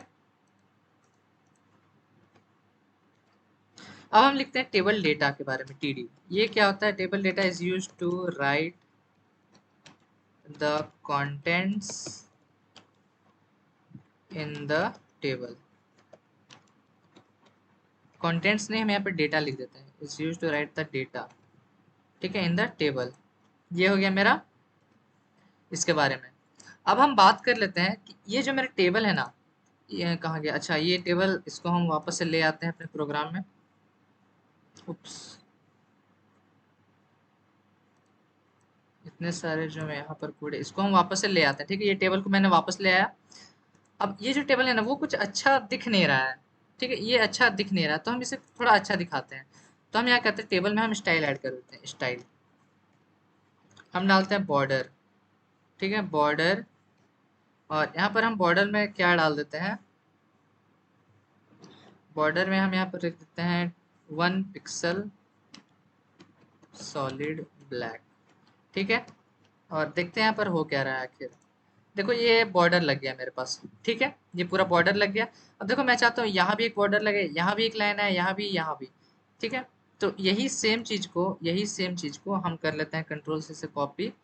और जो यहाँ पर टेबल हेड है, टेबल रो है मेरे पास, इसमें हम पेस्ट कर देते हैं यहाँ पर, ठीक है? यहाँ पर बीच में एक स्पेस देना पड़ेगा। यहाँ भी हम सेम चीज करेंगे और यहाँ भी हम सेम चीज करेंगे। अब देखते हैं, यहाँ पर आ नहीं रहा। अच्छा, एक्चुअली आपको ये वाला जो टैग है वो यहाँ नहीं देना है, आपको यहाँ पर देना है, ठीक है? हम ऑल्ट से मल्टीपल जगह पर कर्सर ला सकते हैं, कंट्रोल V, ठीक है? अभी बस आपको दिखाने के लिए कि ये ऐसा हो सकता है। देखो यहाँ पर इसके इर्द गिर्द एक बॉर्डर बन गया, ठीक है? ये हो गया एक चीज। अब ये करने का बहुत भद्दा तरीका लग रहा है, ठीक है? ये बहुत एक भद्दा तरीका लग रहा है इसे करने का। तो हम इसको करेंगे कुछ क्लासेस की मदद से, ठीक है? क्लासेस और आईडीज की मदद से। क्लासेस एंड आईडीज क्या होते हैं वो अभी हम आपको बताते हैं। इन सारी चीज़ों को मैं हटा लेता हूँ यहाँ पर। मतलब ये आपको पता चल गया ना कि बॉर्डर में मतलब टेबल जो है उसका भी आप बॉर्डर दे सकते हो, ठीक है? तो इसको हम कर लेते हैं कमेंट आउट। अब हम देख लेते हैं हमारा नेक्स्ट टॉपिक। हमारे जो नेक्स्ट टॉपिक है वो है क्लास एंड आईडीज। हम यहाँ पर लिखेंगे क्लासेस एंड आईडीज। अब ये दो चीज क्या होते हैं भाई? क्लास जो होता है, हम पहले यहाँ पर लिख देते हैं, class can be multiple and given to multiple elements. ठीक है, ये मल्टीपल एलिमेंट्स को जो एक सेम क्लास है वो दिया जा सकता है। ठीक है, ये मेरे पास क्लास होता है। अब आईडी का मतलब देखो, आईडीज आर यूनिक। यूनिक का मतलब, अगर आपने किसी भी एक एलिमेंट को आईडी दे दिया तो फिर आप दूसरे एलिमेंट्स को सेम आईडी नहीं दे सकते हो। जैसे यहाँ पर हम एक पैराग्राफ लिखते हैं, ठीक है, और क्लासेस और आईडीज जो होते हैं वो पहला जो स्टार्टिंग टैग है उसके बाद दिया जाता है। तो हम यहाँ पर लिखते हैं क्लास, और क्लास में हम इसको दे देते हैं मान लो पैरा। ठीक है, और उसके बाद हम आईडी भी दे देते हैं। आईडी हम लिख देते हैं, सपोज कर लो पैरा 1। ठीक है, ये हो गया। और हम यहाँ पर लिख देते हैं अपना लॉरेन 23 फॉर इंस्टेंस। ठीक है, और अब हम एक बनाते हैं नया पैराग्राफ। ठीक है, और हम यहाँ पर लिख देते हैं अपना जो क्लास है वो हम लिख देते हैं पैरा, मतलब इसका भी क्लास हमने पैरा दे दिया। ठीक है, और आईडी हमने दे दी यहाँ पर पैरा 2। ठीक है, और यहाँ पर भी हम कर लेते हैं अपना लॉरेन 34 फॉर इंस्टेंस। ठीक है, तो हमने क्या किया, इस जो ये वाली पैरा है इसको भी सेम आईडी, इसको भी सेम क्लास दे दिया पैरा, और जो सेकंड पैरा है उसको भी सेम क्लास दे दिया पैरा, लेकिन आईडी हमने डिफरेंट रखा है। ठीक है, ये जो आईडी है वो हमने डिफरेंट रखा है। ठीक है, अब इससे होता क्या है, क्लास जब मान लो सपोज कर लो आपको कुछ ऐसा करना हो, मान लो आपको इन दोनों पैराज में मान लो आपको कलर रेड करना है। ठीक है, तो आप क्या करोगे, आप इसका पैरा के लिए अलग CSS मतलब जो स्टाइल टेक्निक है वो इस्तेमाल करोगे, फिर इसके लिए अलग, या आप कुछ ऐसा चाहो कि दोनों का क्लास मैं सेम कर देता हूँ और फिर ये क्लास का ही मैं कलर चेंज कर देता हूँ, तो अब ये क्लास जहां जहां भी आएगा उसका कलर चेंज हो जाएगा। ठीक है, जैसे यहाँ पर अभी मैं जो लिखूंगा यहाँ पर उसको, उसमें आपको ज्यादा यहाँ पर ध्यान देना नहीं है। ठीक है, अब हम यहाँ पर क्या करते हैं, यहाँ पर पैरा लिखते हैं और हम यहाँ पर क्या करते हैं कलर, और इसको कर देते हैं हम रेड। ठीक है, तो अब देखना क्या होगा, हम अपने चलते वेबसाइट में। अब देखो ये जो दोनों पैराग्राफ है वो एक साथ रेड हो गया है। ठीक है, ये दोनों साइड रेड हो गया है, ये हमने अचीव किया सेलेक्टर की मदद से। ये जो है मेरा डॉट पैरा, ये सेलेक्टर है एक तरह का। अभी समझ लो ना, ये जो पार्ट है ना वो मेरा CSS का पार्ट है। CSS होता है एक मतलब कैस्केडिंग स्टाइल सीट बोलते हैं उसको, जो वेबसाइट को आपके डिजाइन करने में मदद करता है। तो कैस्केडिंग स्टाइल सीट में अभी मैं नहीं जा रहा हूँ, अगर आपको उसका वीडियो चाहिए होगा तो मुझे कमेंट में बताना, उसका वीडियो हम ले आएंगे। पर फिलहाल आप समझो, डॉट पैरा इस्तेमाल होता है हमारा जो ये क्या क्लास है उसको एक्सेस करने के लिए। ठीक है, डॉट इस्तेमाल होता है क्लास को एक्सेस करने के लिए। तो यहाँ पर हमने जो डॉट पैरा है उसका कलर हमने रेड कर दिया है। ठीक है, तो अब डॉट पैरा मतलब जो क्लास जहां जहां भी ये पैरा क्लास जो आ रहा है वहां वहां मेरा कलर रेड हो जाएगा। ठीक है, अब सपोज कर लो हम यहाँ पर क्या करते हैं, तो इससे आपको पता चल गया ये जो डॉट पैरा है वो मल्टीपल एलिमेंट्स को दी जा सकती है। जैसे हमने यहाँ पर इसको भी दे दिया, इसको भी दे दिया। ठीक है, और कोई तीसरा एलिमेंट बनेगा हम उसको भी दे सकते हैं, लेकिन आईडी सिर्फ एक पैरा को ही दे सकते हैं, मतलब एक एलिमेंट को ही एक आईडी दिया जा सकता है, आईडी यूनिक होता है। तो हम यहाँ पर आईडी सेलेक्ट होता है मेरे पास हैशटैग से। ठीक है, तो हम यहाँ पर डालते हैं पैरा 1, और इसके लिए हम लिखते हैं बीजी कलर मेरे पास ब्लैक। ठीक है, हम इसका बैकग्राउंड कलर ब्लैक कर देते हैं। अब जिसका भी आईडी जो है वो पैरा 1 होगा, जैसे यहाँ पर इसकी आईडी पैरा 1 है तो इसका जो बैकग्राउंड कलर है वो ब्लैक हो जाएगा। देखो ये ब्लैक हो गया, और यहाँ पर जो टेक्स्ट था वो अभी भी रेड है। तो आईडी जो है वो सिर्फ एक एलिमेंट को दी जा सकती है, और क्लास मल्टीपल एलिमेंट्स को दी जा सकती है। तो इसको हम फिलहाल के लिए भी हटा लेते हैं।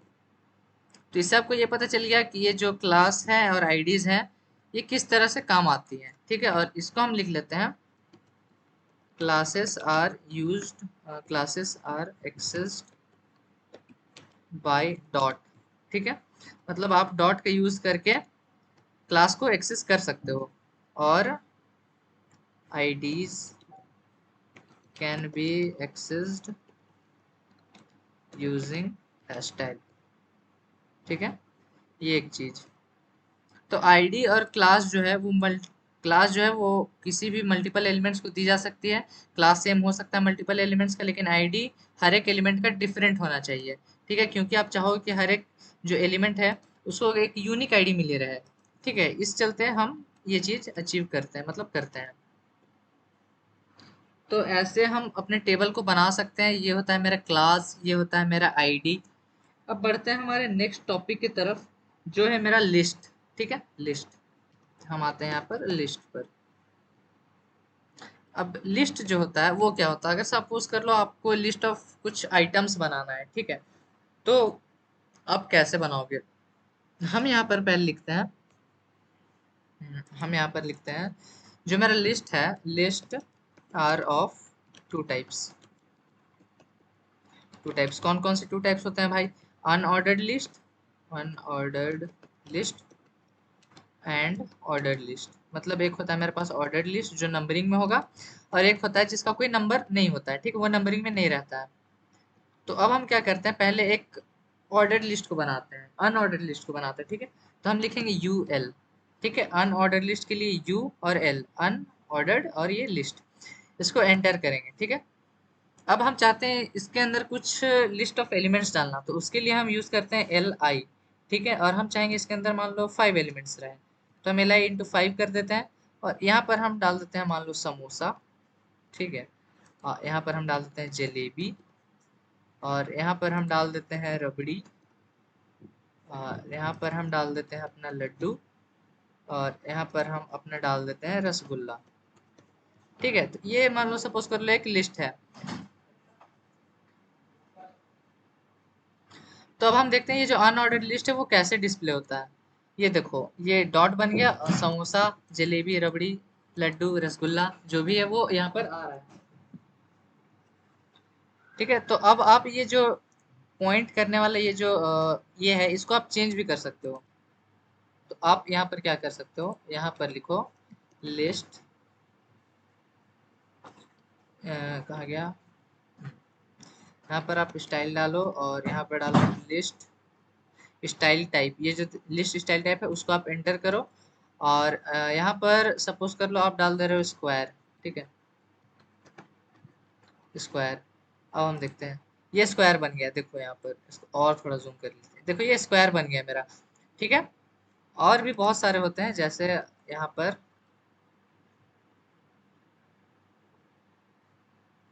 एक होता है मेरे पास डिस्क, डिस्क, ठीक है, डिस्क देखते हैं कैसा होता है। ये डिस्क तो वैसा ही है। और एक होता है सर्कल, ठीक है, सर्कल देखते हैं। सर्कल देखो, ये खाली सर्कल जैसा आ गया, ठीक है। तो इससे आप अपना मतलब जो लिस्ट है उसका वो चेंज कर सकते हो, ठीक है। तो ये सब मैं आपके ऊपर छोड़ता हूँ, आपको जैसा मन हो आप वैसा कर सकते हो। एक और चीज, आप लिस्ट के अंदर और लिस्ट बना सकते हो, ठीक है, उसे हम नेस्टेड लिस्ट बोलते हैं। जैसे हम यहाँ पर एंटर करेंगे, और यहाँ पर फिर से हम एक अनऑर्डर लिस्ट बनाएंगे, और यहाँ पर हम डाल देंगे एल आई इंटू 2, ठीक है। और हम यहाँ पर डाल देंगे 5 रुपीज, और यहाँ पर हम डाल देंगे 10 रुपीज, ठीक है। मेरा जलेबी एक 5 रुपए का आता है और एक 10 रुपीज का। तो यहाँ पर देखो, समोसा, जलेबी, और उसके अंदर फिर 5 रुपीज 10, मतलब एक सब लिस्ट बन गया यहाँ पर। तो वैसा भी आप कर सकते हो, ठीक है। तो ये था मेरा अनऑर्डर्ड लिस्ट, ठीक है, इसको हम कमेंट आउट कर देते हैं। अब हम देखते हैं मेरा ऑर्डर्ड लिस्ट कैसा होता है। ऑर्डर्ड लिस्ट के लिए आप ओ एल यूज करो, ऑर्डर्ड लिस्ट, ठीक है। और फिर एल आई, आपको लिस्ट के अंदर कुछ एलिमेंट्स डालना है तो उसके लिए आप एल आई यूज करो। हम डालते हैं 3, और फिर यहाँ पर हम डालते हैं अपना कार, यहाँ पर हम डालते हैं अपना बस, यहाँ पर हम अपना डालते हैं ट्रेन, ठीक है। कंट्रोल ऐसे सेव। अब देखो यहाँ पर कार, बस, ट्रेन, दोनों बस बेसिक डिफरेंस यही, यहाँ पर नंबरिंग आता है उसमें नहीं आता था, ठीक है। अब देखो, अब आप चाहोगे कि उस नंबरिंग को हम चेंज कर लें, ठीक है। तो आप यहाँ पर क्या कर सकते हो, आपको यहाँ पर जाना है बस, और यहाँ पर लिखना है टाइप, देखो यहाँ पर टाइप आ गया। और यहाँ पर इन सारे चीज़ों में आप इसे नंबरिंग करवा सकते हो। जैसे यहाँ पर 1 आ गया, कैपिटल है, स्मॉल है, रोमन नंबर का 1, रोमन नंबर का स्मॉल 1। तो यहाँ पर मैं समझ कर लो रोमन नंबर का स्मॉल आई डाल देता हूँ। यहाँ पर देखो 1 2 3 रोमन नंबर में आ गया। तो उसी तरह आप बाकी को भी ट्राई कर सकते हो। तो ये था मेरा ऑर्डर लिस्ट, और इसके अंदर आप लिस्ट के अंदर भी और लिस्ट बना सकते हो, कोई दिक्कत वाली उसमें बात नहीं है, ठीक है। तो इस सारों को हम कर लेते हैं कमेंट आउट। तो इस तरह हम अपने लिस्ट को जो है वो बनाते हैं। अब हम एक बहुत इंपॉर्टेंट टॉपिक को डिस्कस कर लेते हैं, इनलाइन एंड ब्लॉक एलिमेंट्स, ठीक है। ब्लॉक एलिमेंट ये क्या होता है भाई? अब जैसे सपोज कर लो यहाँ पर मैंने लिखा पी और इसको मैंने लिख दिया एक पैरा। ठीक है, तो अब हम क्या करते हैं, इसके अंदर सपोज कर लो फॉर इंस्टेंस मैं देखना चाहता हूँ कि ये जो इसका मतलब ये कितना स्पेस खा रहा है। ठीक है, ये पूरा लाइन ले रहा है या बस जितना मैं ये पैरा लिखा हुआ है बस उतना ही स्पेस खा रहा है वगैरह। तो हम यहाँ पे डाल देते हैं टू, यहाँ पर स्टाइल में बॉर्डर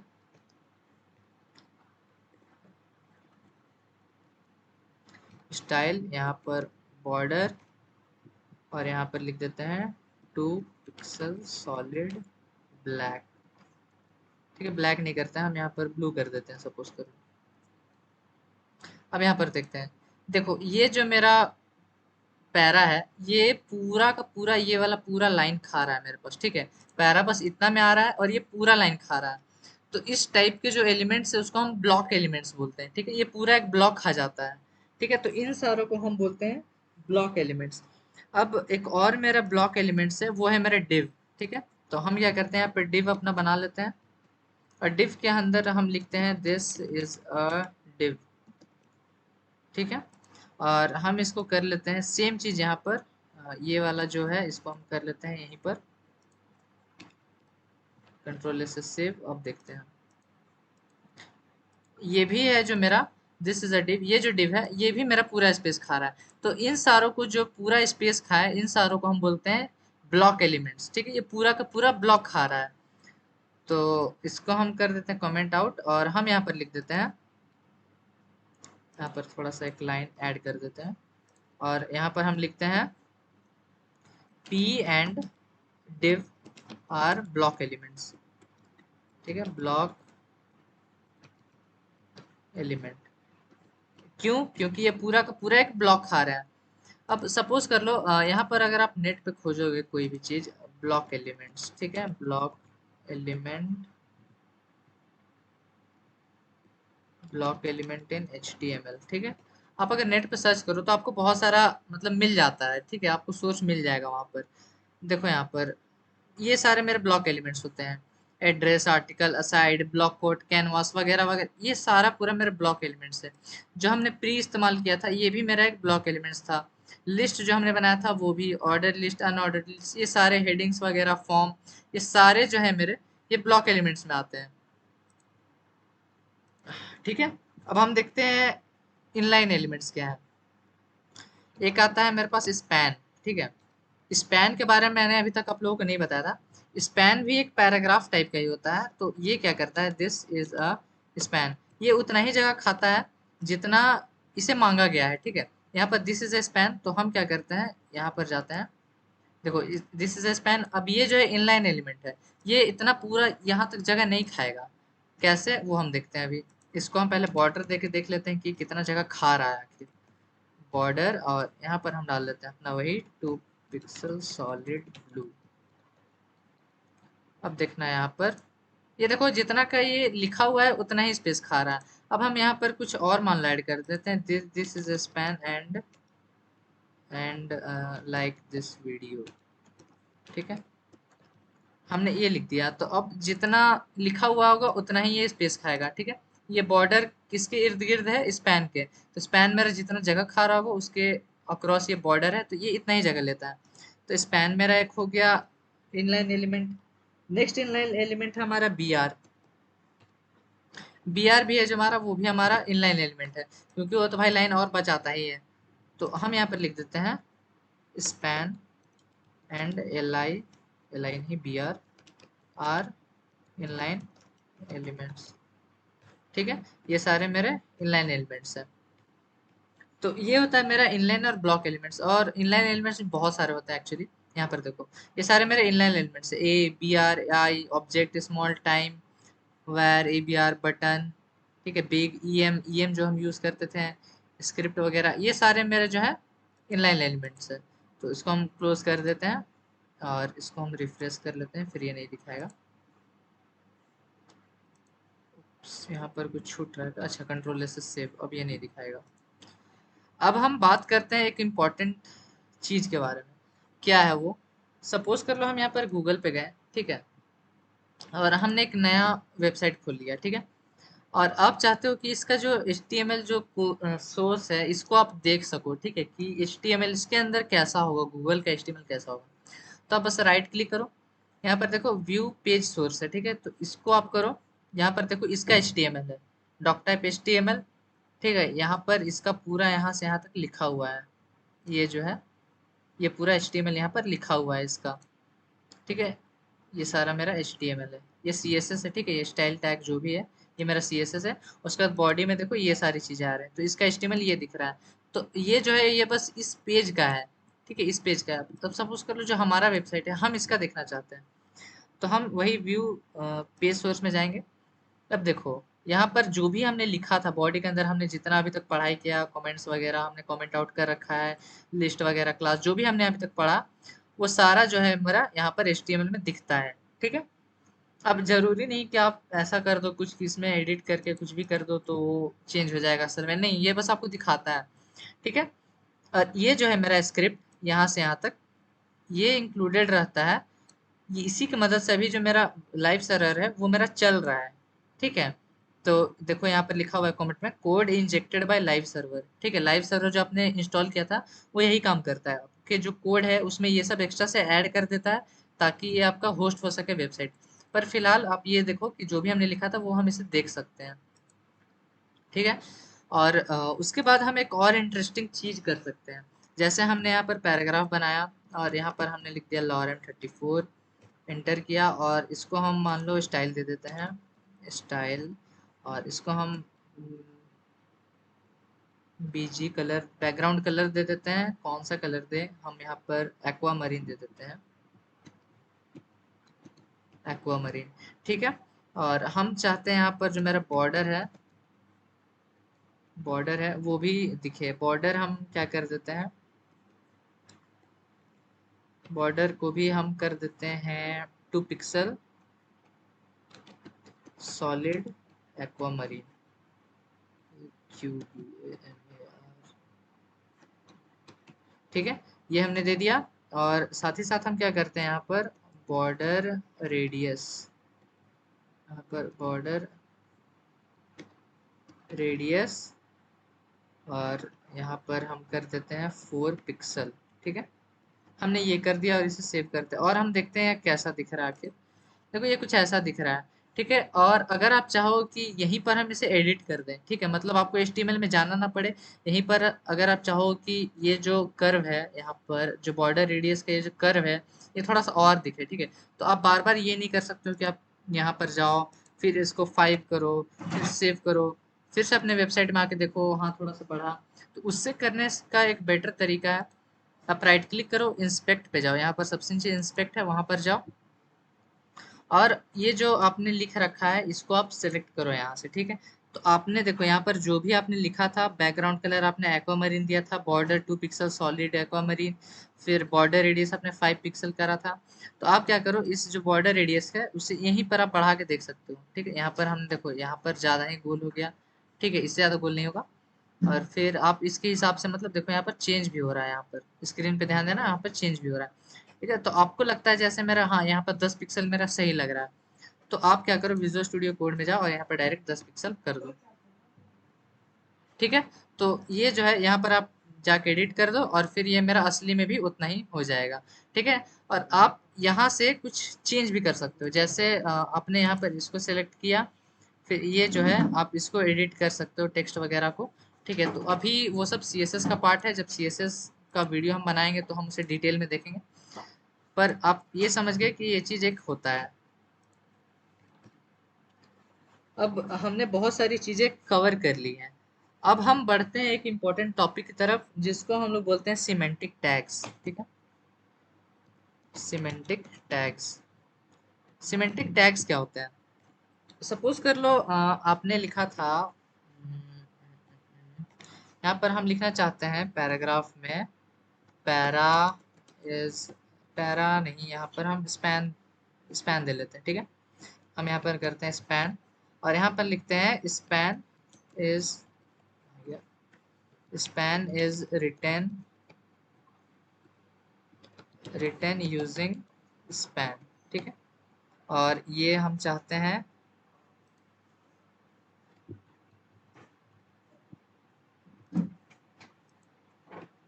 ऐसा, ठीक है।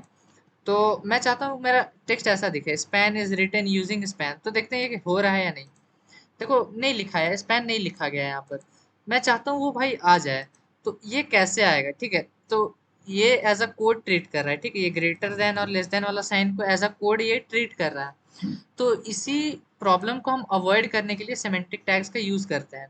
जैसे ये मेरा है वो लेस देन का साइन है, तो हम डालेंगे एम्परसेंड एल टी, ठीक है, और यहाँ पर एक सेमीकोलन। तो ये सिंबल होता है लेस देन का, ठीक है। इसे हम सेव करते हैं, देखते हैं लेस देन आया या नहीं।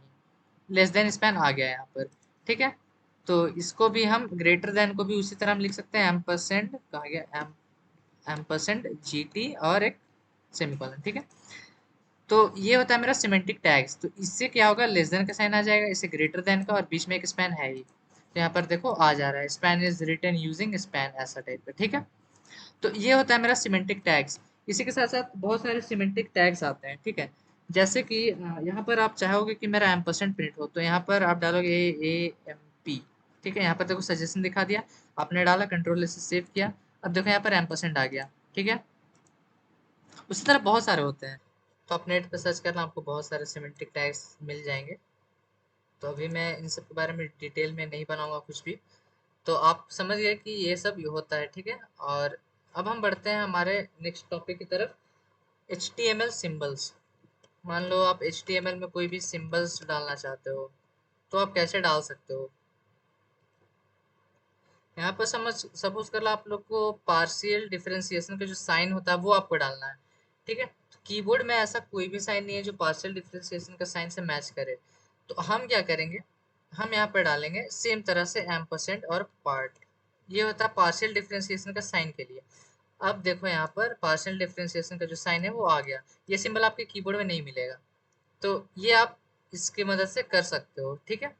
और अगर आप देखो कहीं कोई वेबसाइट में अगर इसके बारे में, तो हम लिखेंगे HTML सिंबल्स,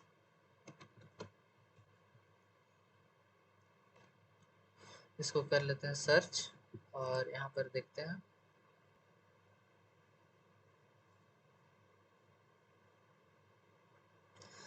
देखो यहाँ पर आ गया। ये वाला साइन के लिए आप ये यूज कर सकते हो, फॉर ऑल।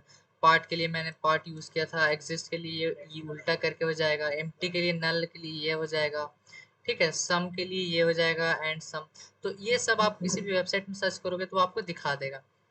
तो ये होता है मेरा HTML सिंबल। अब आप कुछ भी इमोजी भी डाल सकते हो, ठीक है। अगर आपको डालना है कुछ इमोजीज, ठीक है, तो वो भी आप डाल सकते हो। हम क्या लिखेंगे, हम लिखेंगे यहाँ पर, जैसे एक मैंने लिख रखा है ऑलरेडी, यहाँ पर हम डालेंगे एम्परसेंड, फिर आएगा मेरा हैशटैग, फिर 128516, ठीक है। और ये अब हम देखते हैं कौन सा इमोजी है, ठीक है। यहाँ पर देखो एक इमोजी आ गया। तो आप यहाँ पर नेट पे सर्च करना तो आपको बहुत सारे इमोजी भी मिल जाएंगे, ठीक है। तो ये था मेरा छोटा मोटा चीज जो आप कर सकते हो। अब आते हैं सबसे इम्पोर्टेंट चीज के ऊपर, जो है मेरा फॉर्म्स। मतलब अगर आपको फॉर्म क्रिएट करना है HTML में, आप एक चाहते हो मेरा फॉर्म जो है वो बन जाए, तो वो आप कैसे बना सकते हो। तो आपको सबसे पहले टैग डालना है फॉर्म का, ठीक है। अब फॉर्म एक्शन, एक्शन में आप क्या डालोगे, एक्शन में आप अपने जो बैकएंड है उसका आप एड्रेस डालोगे। तो जैसे यहाँ पर अभी बैकएंड कुछ है नहीं, तो हम यहाँ पर लिख देते हैं नन डॉट PHP। PHP एक बैकएंड के लिए यूज होता है। तो हमने यहाँ पर फॉर इंस्टेंस अभी डाल दिया है बस, ठीक है। अब हम चाहते हैं क्या, हम चाहते हैं मान लो यूजर से उसका नेम इनपुट लेना। तो हम लिखेंगे इनपुट, इनपुट टैग का यूज करेंगे। इनपुट टैग्स बहुत इंपॉर्टेंट होते हैं जब आपको इनपुट लेना रहता है यूजर से कुछ भी।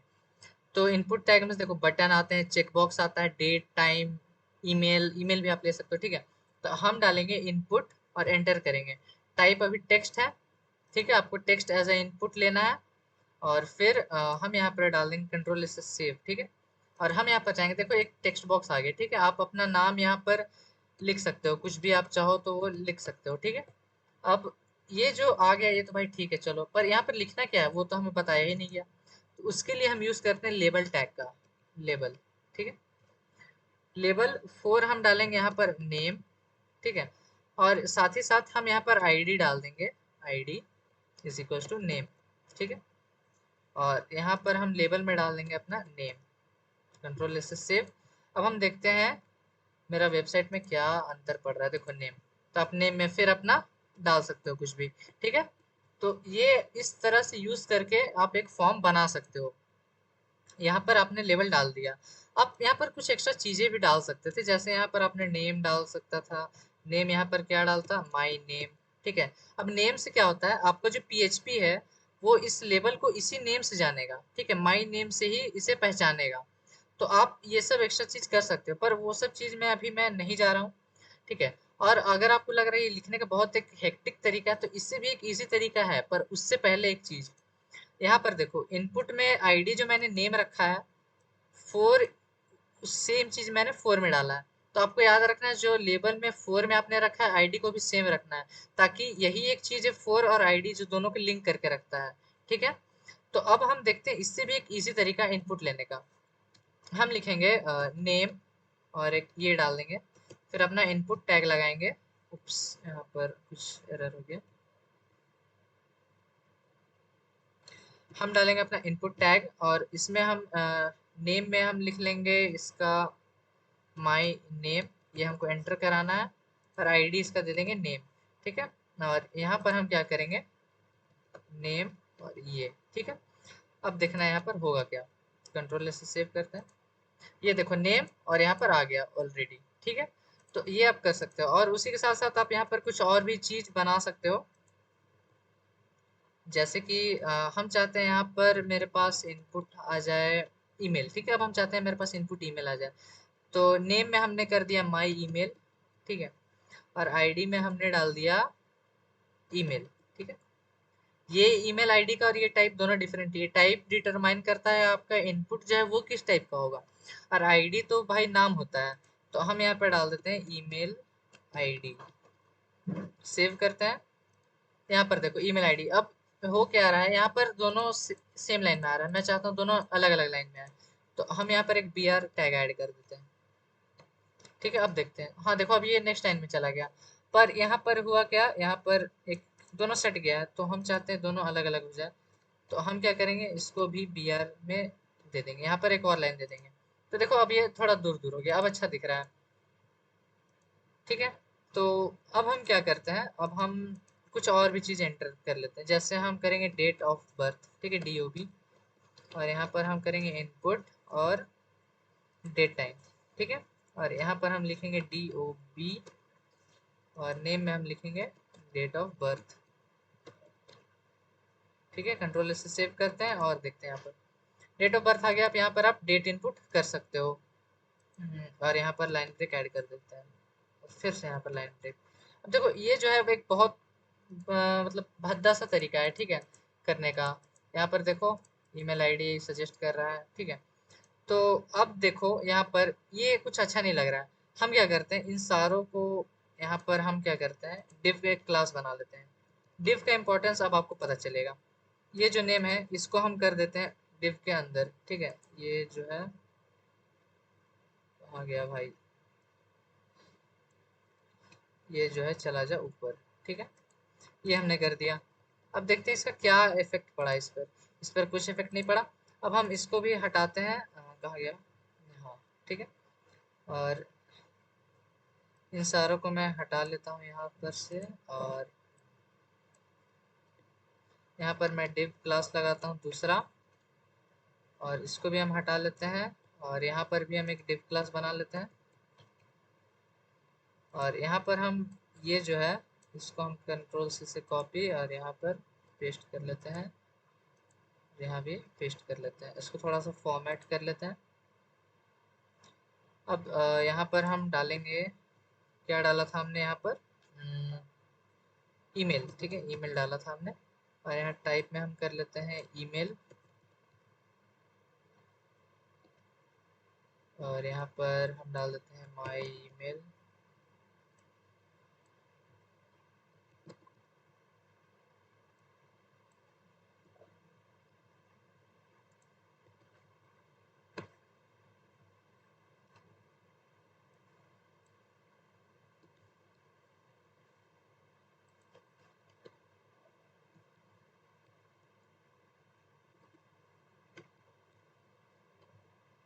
अब देखना है यहाँ पर होगा क्या। ये देखो, ये ऑलरेडी एक नेक्स्ट लाइन में चला जाता है। तो div मेरा क्या करता है, वो एक ब्लॉक एलिमेंट है। अब ऐसा होता क्यों है वो समझो। इन सारों को मैंने डाल रखा है div में, ठीक है। नेम है वो भी मैंने एक div में रख दिया है, जो ईमेल है उसको मैंने एक div में रखा है, डेट ऑफ बर्थ उसको भी मैंने एक div में रखा है। तो इससे होता क्या है, div जो है मेरा, वो मैंने आपको बताया था एक ब्लॉक एलिमेंट है। ब्लॉक एलिमेंट होने के कारण ये पूरा स्पेस यहाँ पर ले लेता है, ठीक है। यहाँ तक इसका स्पेस है। तो अब ब्लॉक एलिमेंट्स के अंदर आप कोई भी दूसरा एलिमेंट्स नहीं डाल सकते हो। तो इसलिए इस लाइन में कुछ और नहीं आया, वो नेक्स्ट लाइन में चला गया ईमेल। अब चूंकि ये भी एक ब्लॉक एलिमेंट है तो ये भी एक पूरा लाइन खा रहा है। तो अब डेट ऑफ बर्थ आपने डाला वो भी चल गया नेक्स्ट लाइन में। अब यहाँ पर अगर आपको लाइन ब्रेक ऐड करना है तो आप एक बी आर ऐड कर सकते हो, यहाँ पर आपकी मर्जी, बी आर। और यहाँ पर देखो ये हो गया सेम चीज, ठीक है। तो आपको कुछ भी करना हो तो आप बस एक ऐड कर देना div, और उसके अंदर आपको जो भी रखना होगा वो आप रख देना। अब हम क्या करते हैं, अब कुछ इनपुट्स के दूसरे तरीके देखते हैं। इनपुट, अब हम बनाते हैं चेक बॉक्स, ठीक है, चेक बॉक्स। और यहाँ पर हम डालते हैं एलिजिबल, यहाँ पर टिक बना लेते हैं, मान लो टिक। यहाँ पर आईडी डाल देते हैं, और यहाँ पर डाल देते हैं करेक्ट, कुछ भी आप डाल दो, ठीक है, फॉर इंस्टेंस अभी के लिए। यहाँ पर हम डाल देते हैं ओके और नॉट, ठीक है। हम यहाँ पर यूजर्स पूछना चाहते हैं ओके और नॉट। तो अब देखो यहाँ पर ओके और नॉट आ गया, आप इस पर टिक करो तो यहाँ पर चेक हो जाएगा, ठीक है। यहाँ पर चेक चेक चेक चेक, ये आप कर सकते हो, ठीक है। तो ये बहुत हेल्पफुल रहता है अगर आपको बनाना है कि I am not a robot type वगैरह में, तो आप इसे यूज कर सकते हो। और अब हम देखते हैं नेक्स्ट डिव को, नेक्स्ट डिव बनाते हैं। और यहाँ पर हम एक लाइन ब्रेक ऐड कर लेते हैं, ऑब्वियसली बी आर। और अब हम यहाँ पर बनाते हैं एक इनपुट, और अब हम क्या करते हैं इस पे, दूसरे टेक्निक्स को देखते हैं। जैसे एक होता है मेरा सबमिट, ठीक है। हम बना देते हैं सबमिट इनपुट, कहाँ गया भाई, इनपुट, ठीक है। और यहाँ पर मेरा,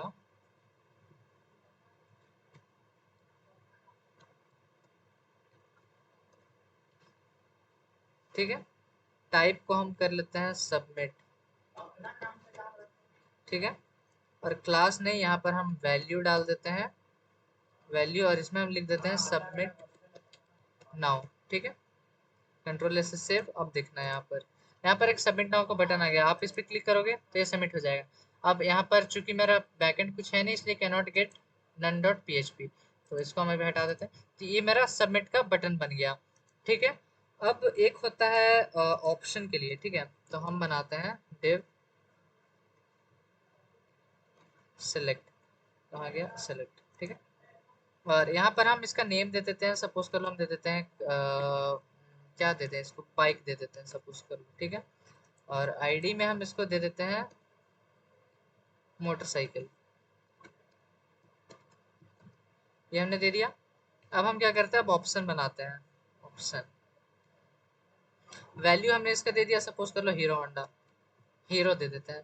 और यहाँ पर हम वैल्यू लिख देते हैं हीरो, ठीक है। और फिर नीचे आ जाते हैं, फिर से एक ऑप्शन बनाते हैं, और यहाँ पर हम लिख देते हैं होंडा, होंडा की गाड़ी है भाई तुम्हारे पास, होंडा, ठीक है। अब हम नीचे आते हैं, फिर से एक ऑप्शन बनाते हैं, और यहाँ पर हम लिख देते हैं पल्सर, ठीक है। यहाँ पर भी हम डाल देते हैं पल्सर, ठीक है। अब देखते हैं यहाँ पर हो क्या रहा है। अब देखो यहाँ पर मेरा जो ये है हीरो, वो सिलेक्ट हो गया। आपका होंडा गाड़ी है तो आप ये कर सकते हो, ठीक है। इससे आप कुछ भी लिस्ट बना सकते हो। और यहाँ पर मेरा बाय डिफॉल्ट जो है वो हीरो है। तो हम यहाँ पर क्या चाहेंगे, कहाँ गया भाई, यहाँ पर ठीक है। तो अगर आप मान लो चाहते हो कि मेरा जो बाय डिफॉल्ट है वो मेरे पास होंडा रहे, तो आप यहाँ पर क्या कर सकते हो, सिलेक्टेड कर सकते हो। अब देखना है यहाँ पर बाय डिफॉल्ट होंडा ही रहेगा, ठीक है। बाद में आपको चेंज करना है तो आप चेंज कर सकते हो। और इसको हम कर लेते हैं, सॉरी, बाइक, ठीक है। अब देखते हैं यहाँ पर देखो बाइक, और फिर यहाँ पर लिखा हुआ आ रहा है होंडा पल्सर, जो भी आपके पास है वो आप कर सकते हो, ठीक है। ये चीज आप अचीव कर सकते हो विथ ऑप्शन वाला। आपको क्या करना है, सिंपली एक सिलेक्ट नाम का टैग ऐड करना है, नेम जो भी दे दो, आई डिफरेंट दे दो, फिर ऑप्शन में आप वैल्यू दे दो, और यहाँ पर नाम दे दो, ठीक है। तो इससे आप ये चीज कर सकते हो। और अब हम चाहेंगे कि एक और मेरा बन जाए डिव। तो हम यहाँ पर करते हैं क्या है, यहाँ पर एक और डिव बना लेते हैं। यहाँ पर इनपुट और फिर यहाँ पर कर देते हैं रिसेट। ठीक है, टाइप रिसेट हो गया। अब वैल्यू आ जाएगा मेरे पास रिसेट नाउ। ठीक है, अब देखते हैं इससे क्या होता है। यहाँ पर एक रिसेट नाउ का बटन आ गया। सपोज कर लो हम नेम यहाँ पर दे देते हैं कोडिंग। ठीक है, और यहाँ पर ईमेल एग्जाम्पल gmail.com। ठीक है, ऐसा कुछ है नहीं पर। ठीक है, और डेट ऑफ बर्थ में हम डाल देते हैं सपोज कर लो कुछ भी, और यहाँ पर ओके और नोट वगैरह वगैरह कर देते हैं, और फिर यहाँ पर रिसेट कर देते हैं। देखो यहाँ सारा खाली हो जाता है, तो ये मेरा रिसेट बटन है। ठीक है, तो ऐसा कुछ आप करके एक फॉर्म बना सकते हो। तो इसके बारे में हम ज़्यादा डीप में नहीं जाएंगे, क्योंकि ऑलरेडी यहाँ पर मैंने आपको एग्जांपल में बहुत सारी चीज़ यहाँ पर दिखा दी आपको, तो वो आप कर सकते हो। और एक छोटी सी चीज़, जब आप यहाँ पर डेट ऑफ बर्थ में क्लिक करोगे तो ये नहीं ले रहा है। ठीक है, और अगर आपने कुछ ऐसा कर दिया, ये जो कहाँ गया, ये जो मेरा डेट ऑफ बर्थ है, यहाँ पर आपने क्या कर दिया, सपोज कर लो लेबल लगा दिया, लेबल। और 4 में आपने यहाँ पर इसका डेट ऑफ बर्थ का जो आईडी है उसने यहाँ पर आपने डाल दिया DOFB। ठीक है, और यहाँ पर आपने डाल दिया डेट, आ गया भाई, डेट ऑफ बर्थ। ठीक है, अब लेबल आपने दे दिया तो इसको हटा दो, इसका कोई काम नहीं। कंट्रोल से सेव, और यहाँ पर आओ। ठीक है, अब देखो जो यहाँ, अरे यार कहाँ चल गया। हाँ ठीक है, डेट ऑफ बर्थ ये ऊपर चला गया, देखते हैं। अच्छा, इसको तो नीचे आना चाहिए, इसको हम ले आते हैं जहाँ पर मेरा डेट ऑफ बर्थ है। ठीक है, यहाँ पर आ गया। अब देखते हैं, देखो यहाँ पर मेरा डेट ऑफ बर्थ है। आप चाहो तो यहाँ पर क्लिक करके आ जाओ। ठीक है, चाहे तो आप डेट ऑफ बर्थ यहीं पर क्लिक करो, आप डेट ऑफ बर्थ पे ही क्लिक कर रहे हो तो यहाँ पर अंदर में ले रहा है। ठीक है, और लेबल लगाने का यही फायदा है। और आपने यहाँ पर लेबल नहीं लगाया तो देखो आप क्लिक करो कुछ नहीं हो रहा है, ये बस सेलेक्ट हो जा रहा है। ठीक है, तो आपको कुछ भी ऐसा करना है तो आप ये कर सकते हो। तो ये था मेरा फॉर्म्स के बारे में। ठीक है, तो इन सारों को हम कर लेते हैं कमेंट आउट। ठीक है, तो यहाँ पर हमने कवर कर लिया है अपना फॉर्म। ठीक है, अब हम देखते हैं कुछ इम्पोर्टेंट चीज। जैसे मेरा आपको लिंक ऐड करना है, तो आप लिंक ऐड करने के लिए ए यूज कर सकते हो। तो हम लिखेंगे a is used to get links. ठीक है, गेट लिंक्स। आपको लिंक मान लो बनाना है तो आप ये कर सकते हो। ठीक है, तो हम यहाँ पर इसको कंट्रोल प्लस स्लैश से नीचे आ जाएंगे। अब हम करते हैं ए और एंटर करते हैं।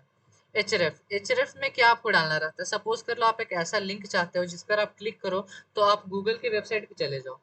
ठीक है, तो हम यहाँ पर क्या करेंगे, यहाँ पर आप गूगल के एड्रेस डालोगे तो हम डालेंगे HTTPS, और यहाँ पर डालेंगे www.google.com। ठीक है, ये हमने रख दिया, और इसका नाम हम लिख देंगे गूगल। कंट्रोल से सेव करते हैं। अब देखना है यहाँ पर क्या होगा। अब देखो यहाँ पर गूगल आ रहा है, आप जैसे ही इस पर क्लिक करोगे तो ये मेरा गूगल पे ले आया मुझे। ठीक है, यहाँ पर आपने इसे गूगल पे ले आया, तो ये होता है मेरा लिंक। अब एक चीज इसमें, जब मैं यहाँ पर लिंक पे क्लिक कर रहा हूँ तो ये मेरा ही वेबसाइट पे, जो माई वेबसाइट है, इसी में मुझे रिडायरेक्ट कर दे रहा है। ठीक है, यहीं पर मुझे ले आ रहा है, तो मेरा वेबसाइट तो भाई गायब हो गया। पर आप चाहते हो ये जो गूगल है वो एक नई वेबसाइट पे खुले।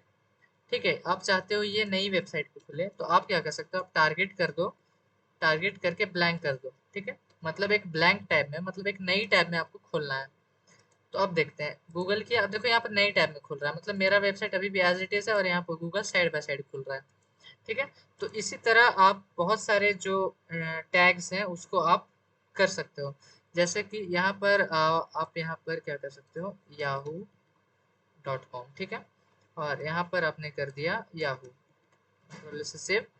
अब देखो यहाँ पर मेरे पास याहू का बटन बन गया, इस पर आप क्लिक करोगे तो आपको ये ले जाएगा याहू की वेबसाइट पर। ठीक है, तो ऐसे करके आप किसी भी लिंक को क्रिएट कर सकते हो। ये खुलने में टाइम ले रहा है पर ये ले आएगा। ठीक है, देखो याहू सर्च भी आ गया। तो ऐसा आप क्रिएट कर सकते हो लिंक इसके जरिए। ठीक है, इसको हम कमेंट कर देते हैं।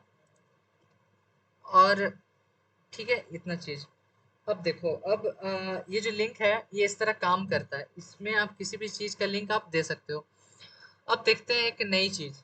आपको मान लो इमेज एंटर करना है। ठीक है, आपको इमेज एंटर करना है अपने जो ये वेबसाइट है उस पर, तो हम इमेज पे जाएंगे, और ये सोर्स है, इस पे हम अपना सोर्स डाल देंगे। जैसे हम यहाँ पे डाल देते हैं nature.jpg। देखो यहाँ पर आ गया, जो इसी फोल्डर में ये मैंने फोटो ले रखा था, इसका यूज अभी हम करने वाले हैं।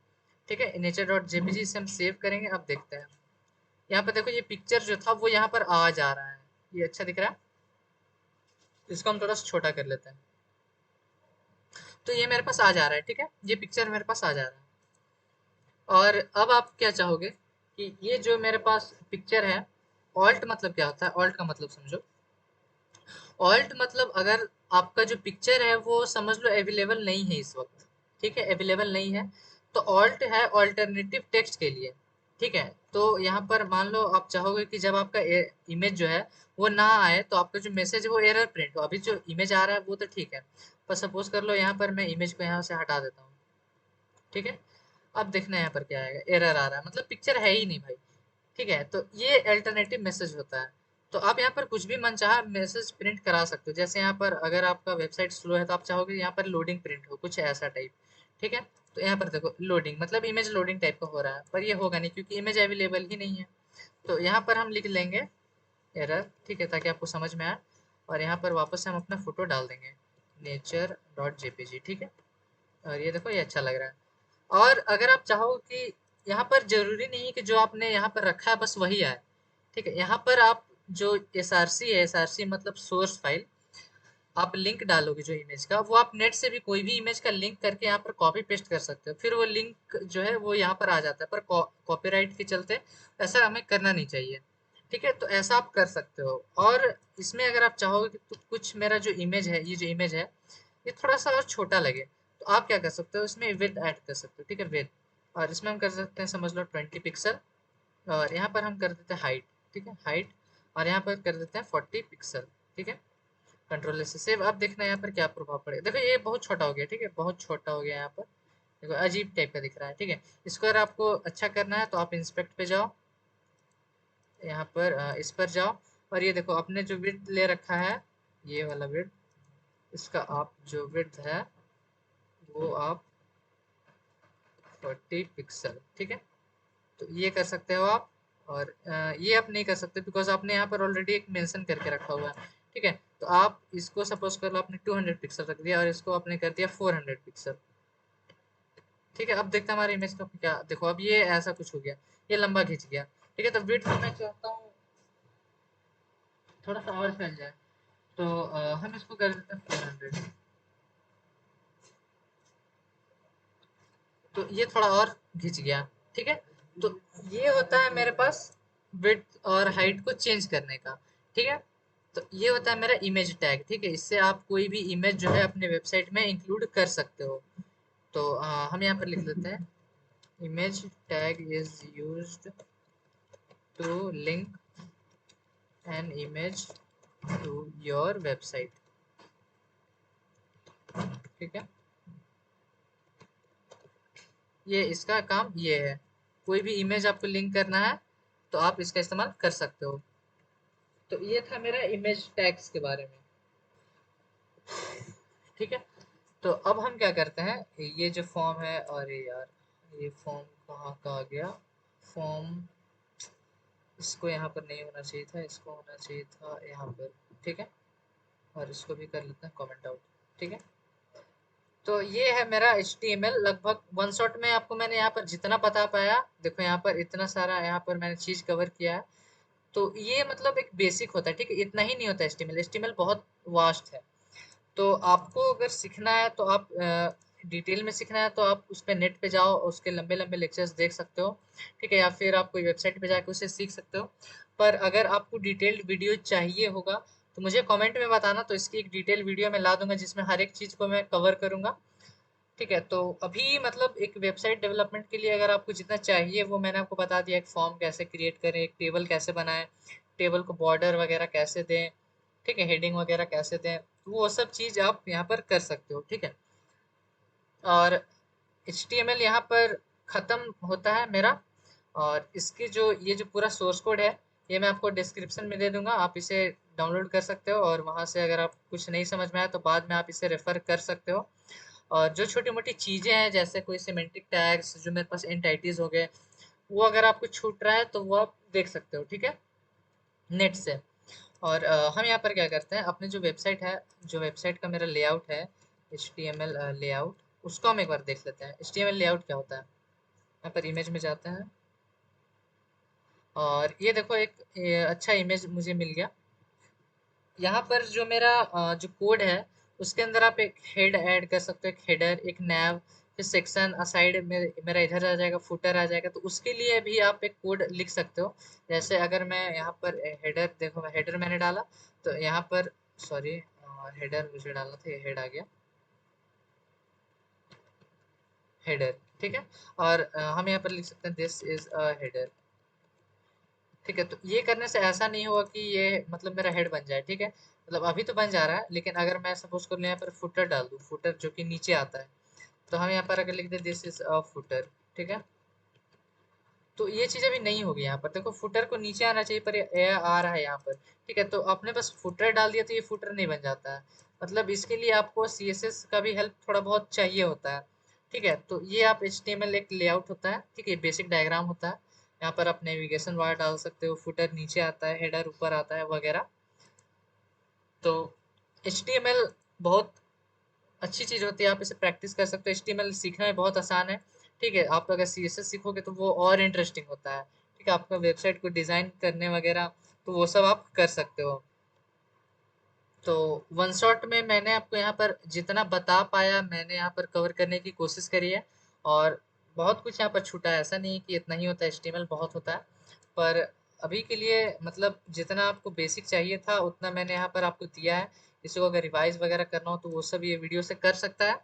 अगर ये वीडियो आपको अच्छी लगी तो इसे लाइक कर देना, सब्सक्राइब कर देना, अपने फ्रेंड्स लोग के साथ शेयर करना, ताकि वो भी आकर यहाँ पर ये एचटीएमएल की वन शॉट वीडियो को देख पाए और एचटीएमएल से फेक वीडियो में सीख पाए अच्छे से। ठीक है।